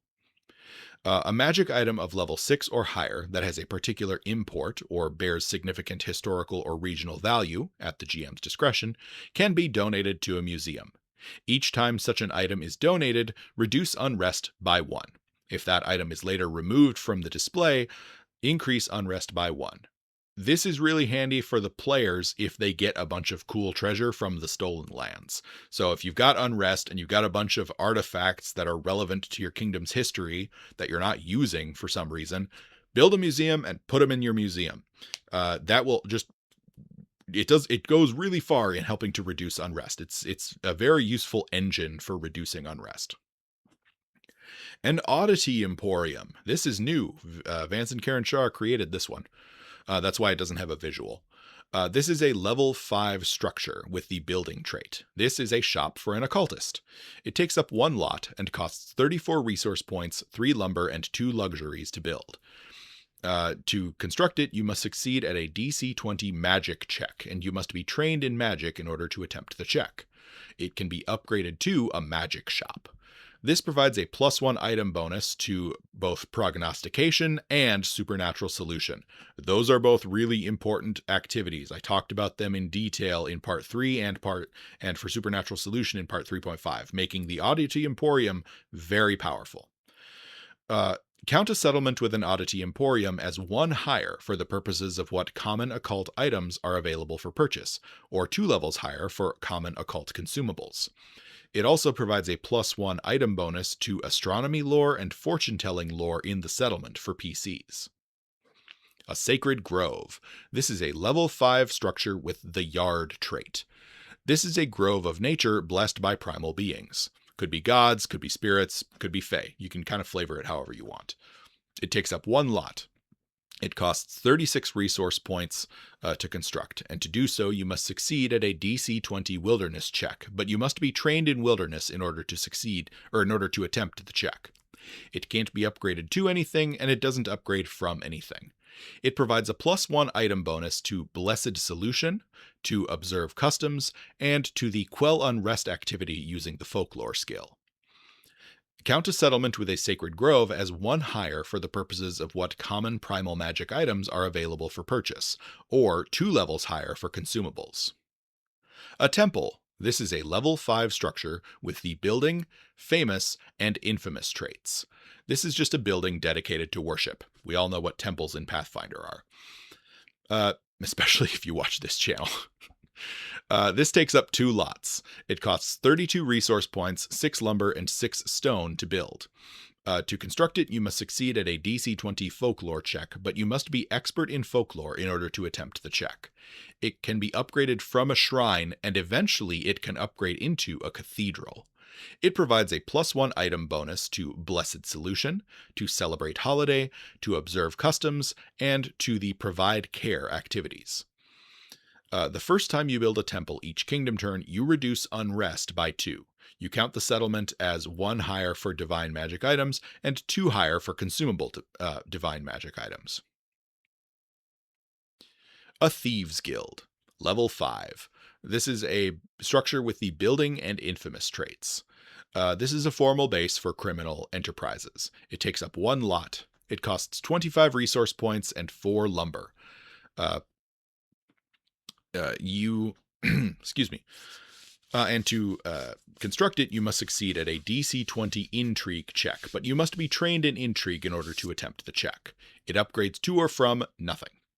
It provides a +1 item bonus on the infiltration skill, the infiltration activity. It also provides when you build it, you increase the crime ruin by 1. While you're in a settlement with a Thieves Guild, you gain a +1 item bonus to the Create Forgeries activity. This is for PCs. A Stone Wall. This is a level 5 structure with the infrastructure trait. These are walls constructed from solid stone. Because they're infrastructure, they don't take up any lots. They cost 4 resource points and 8 stone to develop or to build. And to do so, you must succeed at a DC 20 defense check and must be trained in defense in order to attempt the check. They can be upgraded from wooden walls, but they don't upgrade into anything beyond what they already are. The first time you build a stone wall in each settlement, you reduce unrest by 1. When you build a stone wall, choose a border on your urban grid and check the appropriate box. An urban grid may have up to 4 walls, wooden or stone, 1 on each side. An illicit market. This is a level 6 structure with the building and infamous traits. These are concealed shops for the selling of illegal goods. They take up 1 lot. They cost 50 resource points and 5 lumber to construct, and to do so you must succeed at a DC 22 intrigue check, but must be trained in intrigue in order to attempt the check. They upgrade to nothing, and they are upgraded from nothing. These provide a +1 item bonus to the Clandestine Business activity. Additionally, when you complete this, you increase your crime by 1. That's one of your ruins. A settlement with at least 1 illicit market treats its level as 1 higher than its actual level, for the purposes of determining what items are readily available for sale in that settlement. This effect stacks with all other similar bonuses in the settlement. A secure warehouse. This is a level 6 structure with the building trait. This is secure storage for valuable items. It's kind of like a bank, but for items instead of money. This occupies 2 lots, and it costs 24 resource points, 6 lumber, 4 ore, and 6 stone to build. To construct it, you must succeed at a DC 22 industry check, but you must be expert in industry in order to attempt the check. It upgrades to nothing and upgrades from nothing. It provides a +1 item bonus to the Craft Luxuries activity. For each secure warehouse in your kingdom, you increase the maximum luxuries commodity capacity by 1. Sewers. Never said that word with that much enthusiasm. This is a level 7 structure with the infrastructure trait. It is an underground waste disposal system, and it takes up no lots because, again, it's an infrastructure item. It costs 24 resource points, 8 lumber, and 8 stone to build, and to do so you must succeed at a DC 23 engineering check, though you must be expert in engineering in order to attempt the check. This upgrades to nothing and can be upgraded from nothing. It provides a +1 item bonus to the Clandestine Business activity, presumably because you're conducting that clandestine business in the sewer. Each sewer system in a settlement reduces its consumption by 1. When you build a sewer system, check the sewer system checkbox on its urban grid. An embassy. This is a level 8 structure with the building trait. It's a home base for visiting dignitaries. It occupies 2 lots and costs 26 resource points, 10 lumber, 6 luxuries, and 4 stone to build. To do so, you must succeed at a DC 24 politics check. It upgrades to or from nothing. It provides a +1 item bonus to the Send Diplomatic Envoy and Request Foreign Aid activities. A luxury store. This is a level 8 structure with the building trait and serves as a collection of specialty stores. It takes up 1 lot. It costs 28 resource points, 10 lumber, and 6 luxuries to build. And to do so, you must succeed at a DC 24 trade check and must be expert in trade in order to attempt the check. This can be upgraded from a general store and provides a +1 item bonus to the Established Trade Agreements activity. When you build one of these, well, okay, first things first, a luxury store must be built on a block that has either a mansion or a noble villa on it. A settlement with at least 1 luxury store reduces the RP cost, resource point cost, when using purchase commodities to purchase luxuries from 8 to 6. So purchase commodities, you have to typically spend 8 resource points to purchase luxuries. If you have this store, you reduce that cost to 6. Additionally, a settlement with at least 1 luxury store also treats its level as 1 level higher than its actual level, for the purpose of determining which uncommon and rare items may be available for sale in that settlement. Please note, the GM still has final say on what rare and uncommon items are available. This doesn't give you a, hey, I built, it doesn't give you a card that you can hold up and say, I have a luxury store, I can go buy that crazy item now. That doesn't work. GM still has final say, but the settlement level is 1 higher than usual. A magic shop. This is a level 8 structure with the building trait. These are shops specializing in magical goods. They take up 1 lot. They cost 44 resource points, 8 lumber, 6 luxuries, and 6 stone to build.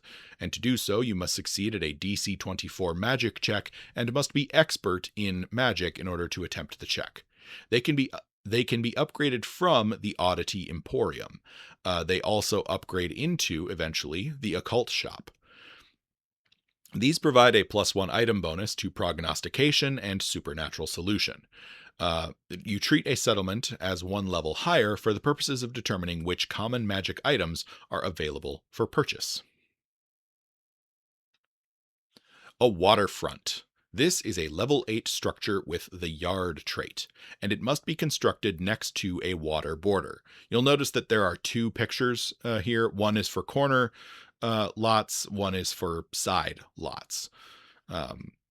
If you were to print out the player's guide, the way this is kind of supposed to work is you're supposed to kind of cut these out and then, tape them or glue them onto your structure. Your urban grid. They give you 2 here in case you build it on either a corner with 2 water borders or an edge with a single water border. And that's kind of cool. I like that they accommodated that.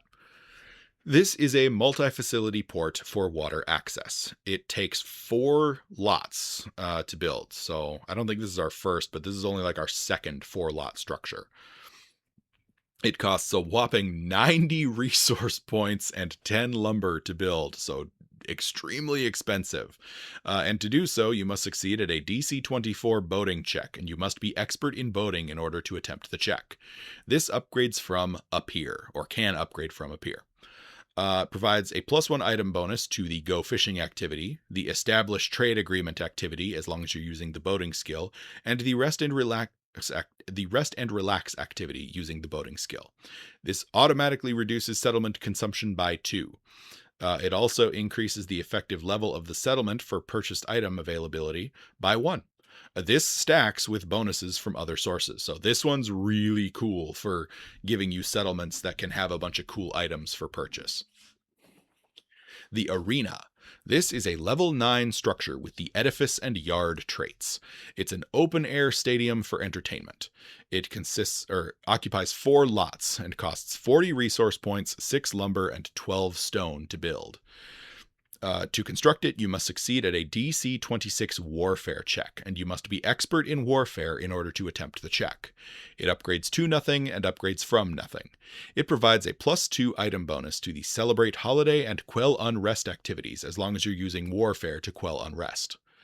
Retraining a combat-themed feat only takes 5 days rather than a week of downtime, so long as you do it in a settlement which contains an arena. The Castle. Kerenshara was reviewing my slides and he said, you need to emphasize that this is one of the most impactful upgrades you can make. So I literally wrote it down. This is one of the most impactful upgrades you can make for your settlement. Castle. It's a level 9 structure with the building, civic, edifice, famous, and infamous traits. It's got a lot of the traits. This is a fortified seat of government. It occupies 4 lots, costs 54 resource points, 12 lumber, and 12 stone to build. To do so, you must succeed at a DC 26 check. That check can be defense, industry, magic, or statecraft, but you have to be expert in whatever skill you are attempting. This can be upgraded from a town hall, and it can upgrade into a palace. It provides, okay, this is a big one. It provides a +2 item bonus to manage trade agreements, new leadership, pledge of fealty, relocate capital, retrain, send diplomatic envoy, garrison army, recover army, and recruit army. Additionally, the castle has a bunch of effects, so I'm going to go through these. The first time you build a castle each kingdom turn, reduce unrest by 1d4. A settlement with a castle gains 2 settlement actions per turn, and you increase the limit on civic activities in that settlement from 1 to 3. This is that table we talked about way back at the beginning. If 3 build structure activities are taken within a settlement in a turn, whether using the settlement's actions or a leader's actions, at least one of the 3 must be used to build a structure with the infrastructure trait. You can take 2 non-infrastructure builds and 1 infrastructure build once you upgrade to a castle. Very cool. A town or city containing a castle produces 1 resource die per turn. If the settlement is a metropolis, this number increases to 2. These resource dice are in addition to the 1 resource die a city or metropolis already generates. Again, refer back to the beginning with the resource die or bonus resource dice table. All right, that was the castle. It does a lot. The City Watch. Okay, now we're into the next batch of infrastructure improvements that Vance and Kerenshara came up with. These are all very similar. The City Watch. This is a level 9 infrastructure structure. It has a requirement. This target settlement is a city or metropolis and has a structure with the civic trait. It takes up no lots because it is an infrastructure, or because it has the infrastructure trait. These are facilities for a large patrol force. They cost 16 resource points, 1 lumber, and 1 stone to build. And to do so, you must succeed at a DC 26 trade check and must be expert in trade in order to attempt the check. It can be upgraded from Town Watch. This provides a +2 item bonus to the repair reputation activity so long as you are attempting to repair your crime ruin.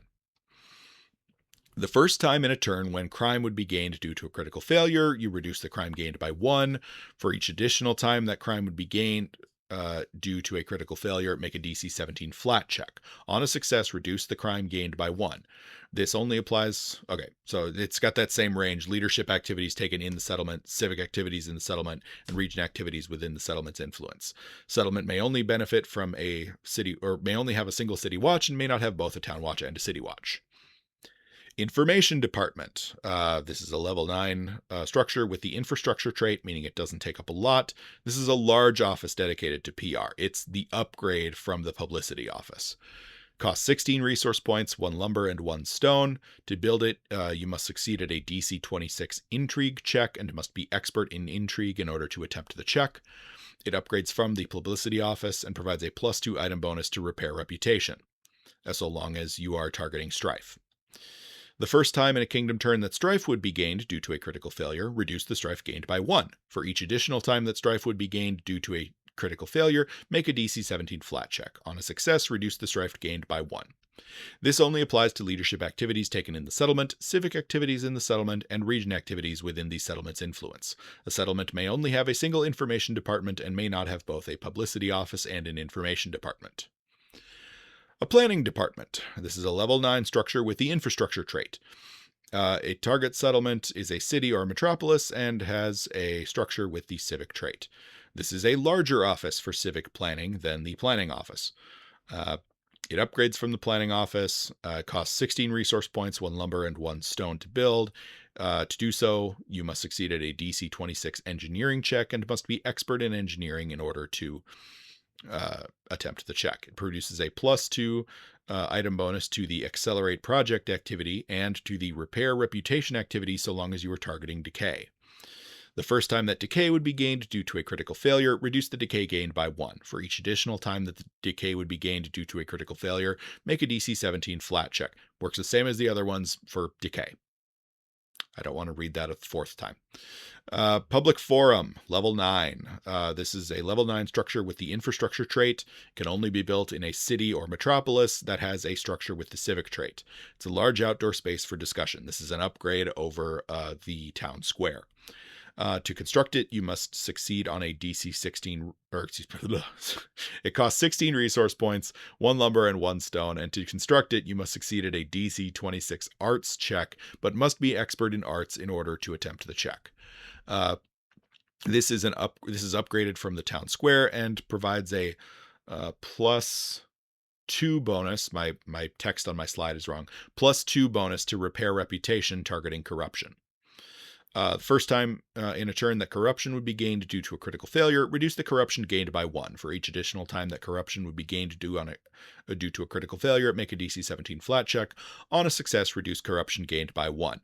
Same as the other 3. Same limitations, activities within the settlement or within the settlement's influence. Pretty straightforward. The hospital. This is a level 9 structure with the building trait. This is a building for healing and recovery. It occupies 2 lots and costs 30 resource points, 10 lumber, and 6 stone in order to build. To do so, you must succeed at a DC 26 defense check, and you must be expert in defense in order to attempt the check. It can be upgraded from an herbalist. It provides a +1 item bonus to the provide care and quell unrest activities. In a settlement with a hospital, a PC gains a +2 item bonus to medicine checks with treat disease and treat wounds. The Noble Villa. This is a level 9 structure with the building and residential traits. This is a sprawling manor for a family and the staff that serve them. This occupies 2 lots. It costs 24 resource points, 10 lumber, 6 luxuries, and 8 stone to build. And to do so, you must succeed at a DC 19 politics lore, or DC 29. Wow. It's getting late. You must succeed at a DC 19 politics check, but you must be expert in politics in order to attempt the check. This can be upgraded from the mansion. It provides a +1 item bonus to the improve lifestyle and quell unrest activities, so long as you're using politics to quell unrest. The first time you build a noble villa each kingdom turn, reduce unrest by 2. A luxury tavern. This is a level 9 structure with the building and famous traits. This is a high-class drinking establishment and occupies 2 lots. It costs 48 resource points, 10 lumber, 8 luxuries, and 8 stone to build. To do so, you must succeed at a DC 26 trade check and must be master in trade in order to attempt the check.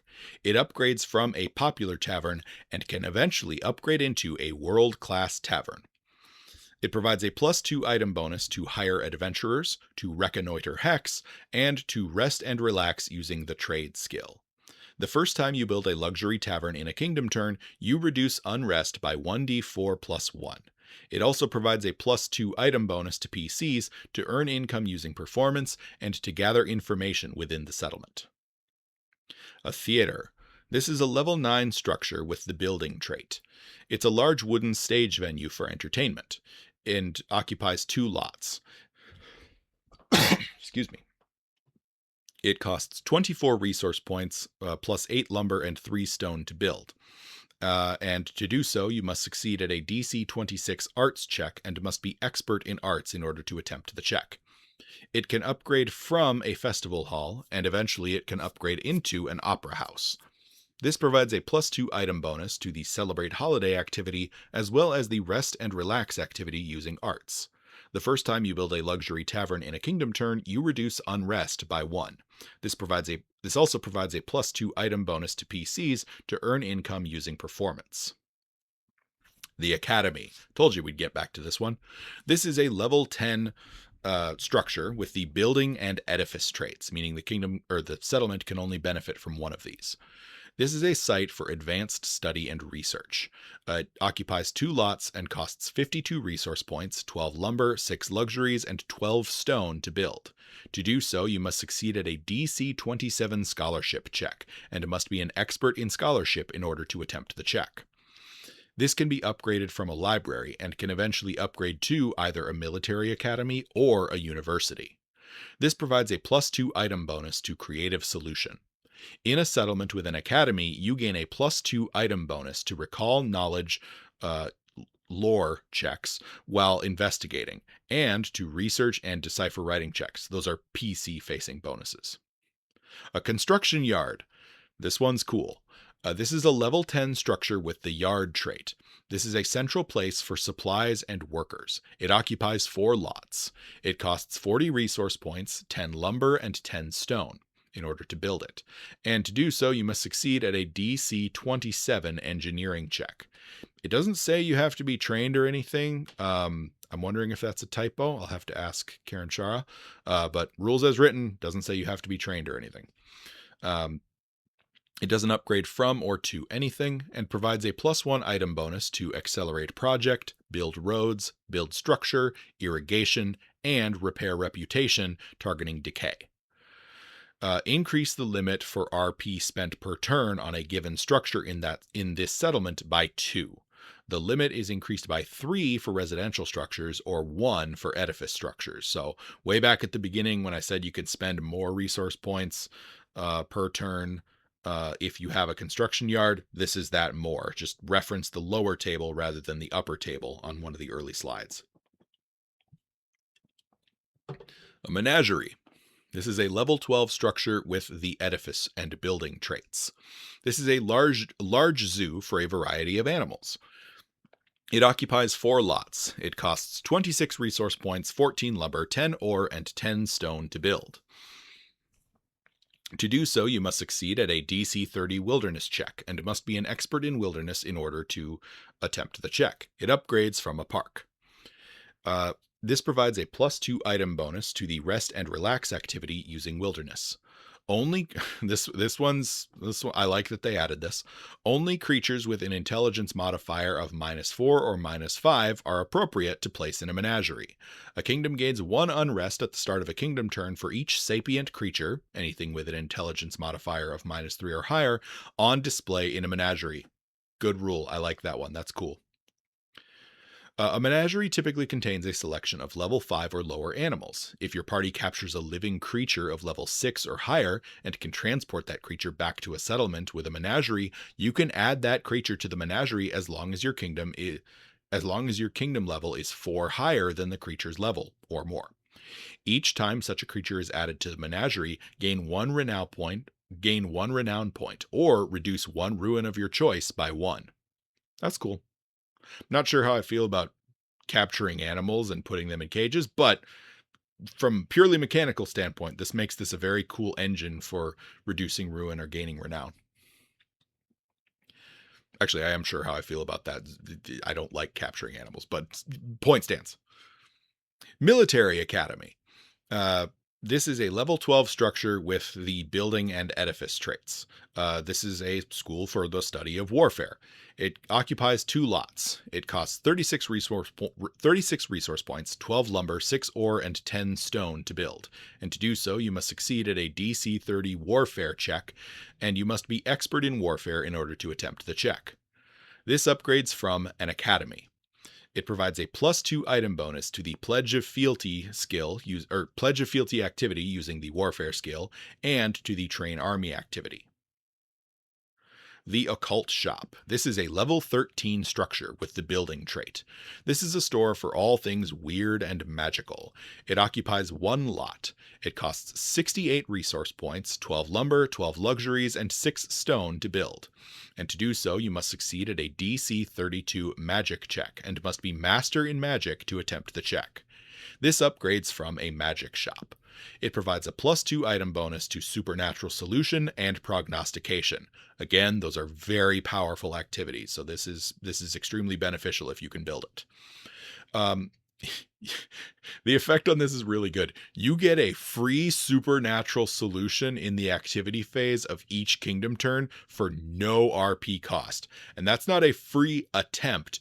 You get a free success on a supernatural solution. So a supernatural reroll that the kingdom just automatically banks.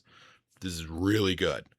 Additionally, PCs get a +2 item bonus to all research checks on esoteric topics within the settlement, and the settlement is counted as one level higher for magic item availability. The Cathedral. This is a level 15 structure with the building, edifice, famous, and infamous traits. This is a large decorative religious temple. It occupies 4 lots and costs 58 resource points, 20 lumber, and 20 stone to build. To do so, you must succeed at a DC 34 folklore check and must be master proficiency in folklore in order to attempt the check. It upgrades from a temple. It provides a +3 item bonus to Blessed Solution, very good, Celebrate Holiday, Observe Customs, Provide Care, and Repair Reputation, focusing on corruption. You treat the settlement as one level higher for the purposes of determining which divine magic items are available, or 2 levels higher for consumables. Additionally, you gain a free Blessed Solution success, so a Blessed Solution reroll that you can cash in the activity phase of each kingdom turn for no RP cost.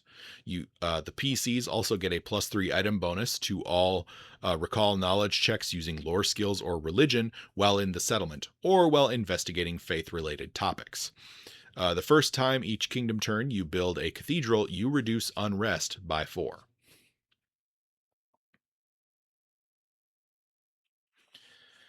The Mint. This is a level 15 structure with the building and edifice traits. This is a structure that allows for the production of coinage. It occupies 1 lot and costs 30 resource points, 12 lumber, 20 ore, and 16 stone to build. To do so, you must succeed at a DC 34 trade check and must be master in trade in order to attempt the check. It upgrades to or from nothing. I figured it would upgrade from the bank, but it doesn't. It's a completely separate thing. It provides a +3 item bonus to capital investment, collect taxes, and repair reputation using crime. A kingdom with at least 1 mint does not suffer penalties from having used the collect taxes activity on the previous turn. The Opera House. This is a level 15 structure with the building, edifice, famous, and infamous traits. This is a large stage venue with attached facilities. It occupies 2 lots and costs 40 resource points, 20 lumber, 18 luxuries, and 16 stone to build. To do so, you must succeed at a DC 34 arts check and must be master in arts in order to attempt the check. It upgrades from the theater. It provides a +3 item bonus to Celebrate Holiday, to Create a Masterpiece, and to the Rest and Relax activity using arts. You gain 1 free renown at the start of the activity phase of each kingdom turn if you have an opera house. That's awesome. The first time you build an opera house each kingdom turn, you reduce unrest by 4. It also provides a +3 item bonus to performance checks or to earn income in the settlement. These are PC-facing bonuses. The Palace. This is a level 15 structure with the building, civic, edifice, famous, and infamous traits. This is a grand seat of government and occupies 4 lots. It costs 108 resource points, 20 lumber, 12 luxuries, 15 ore, and 20 stone to construct.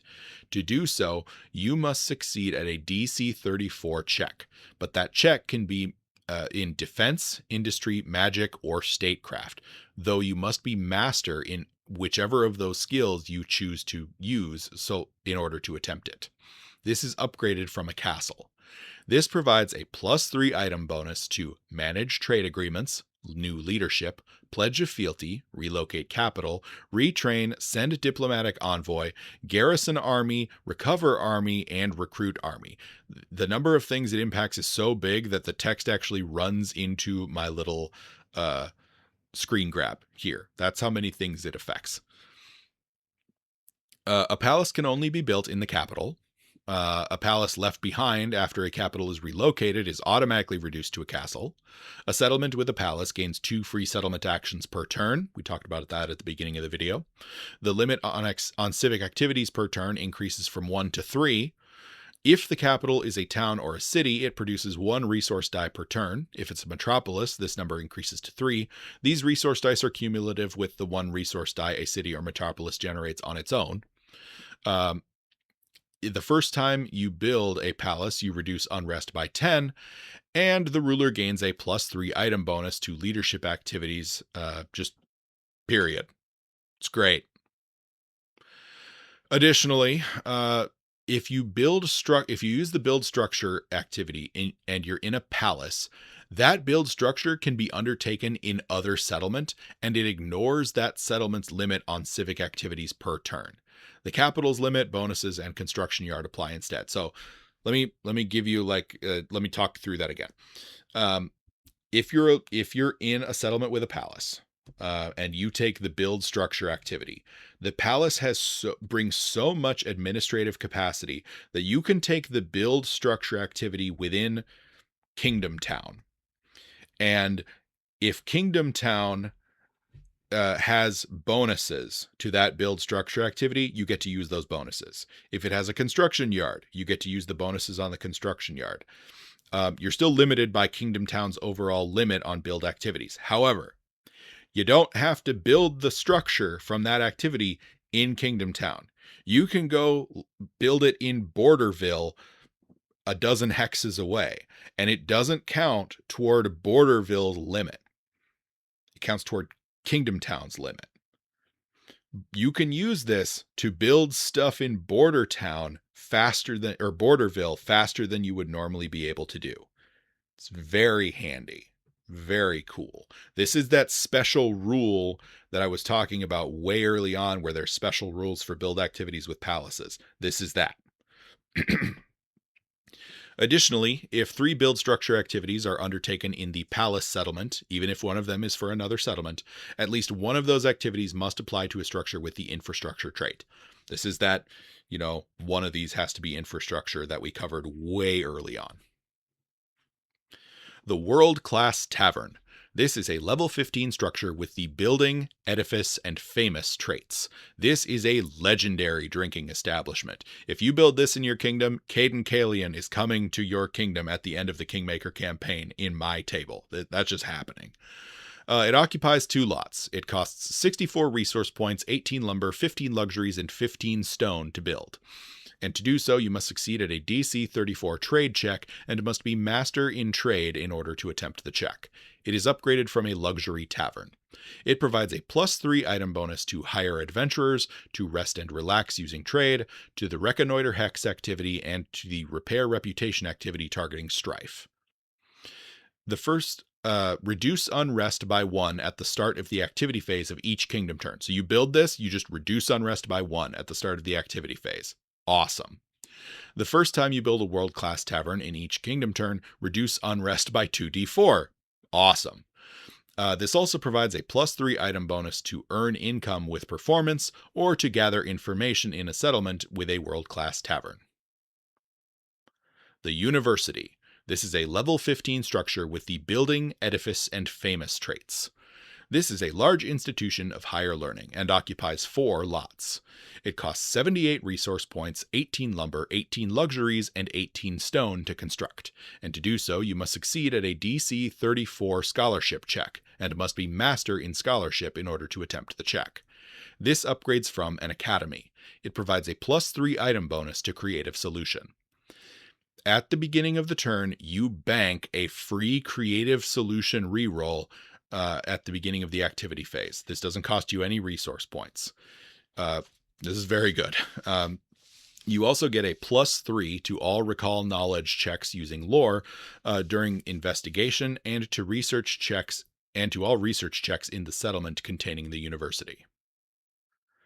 All right.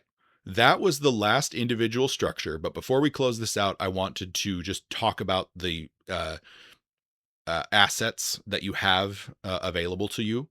What I'm showing now are the overall like structure sheets that exist in the Kingmaker player's guide. The way I play pen and paper. So the way I would do this is I would print these off, I would cut these out, and I would arrange them on I would probably laminate my urban grid, and I would put a roll of tape on the back of this, cut it out, and tape it down where I want it to be.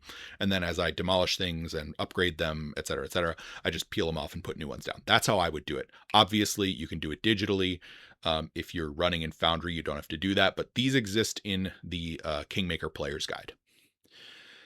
Now, I covered a lot of what it takes to build specific structures, and it would suck to have to flip through the PDF, find the structure, and look up the check. Well, Vance and Kerenshara thought of that, and they made this table at the back, and it just lists the check you need to make to build each structure. My voice is dying. Goodness gracious. All right. This is a table at the back of their PDF. It's really handy. I suggest just keeping it tabbed. Either put a tab on it if you printed it off, or just know how to get to it at the back of your PDF if you're playing virtually. Very handy. Love that. They also built the structure. They also formatted it a little differently. So you can search by structure. Pretty handy. Again, you can read through these tables and kind of use them to use them however you want. Very nice. And then this one is probably my favorite of the tables at the back. So I talked a lot about the bonuses to your settlements level, or the bonus to the settlements effective level for what items are available. And you're thinking, man, how am I going to track what gives what bonus and how these stack together? Check it out.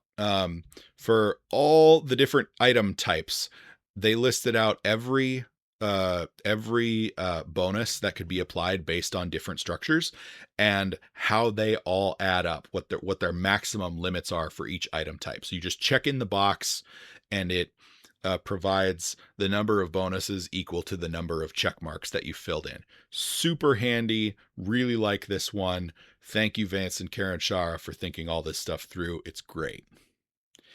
And that is the end of part 4, settlements and structures. This is my favorite part of kingdom building because the civic planner in me, I went to engineering school. The civic planner in me is like, yes, this is so much fun. That said, this video was a lot of work to make. So I'm gonna enjoy this now. That's better. Okay. Thank you all for sticking with me. If you've made it this far into the video, much appreciated. If you didn't, I get it. I just about quit halfway through myself, and I'm the one who made this. So this is the last one I was hoping to make for the month of July. I might get Warfare done by the 31st. I doubt it, but it's possible. But if not, in all likelihood, Warfare is probably coming out sometime in August. I'm also planning the interview with Vance and Kerenshara sometime in August. So hope this was helpful. I know it probably got a little tedious at about the 50th structure that I covered, but yeah, the first third in particular is where the real meat of the rules was. So thank you all for watching, and I will see you in part 5.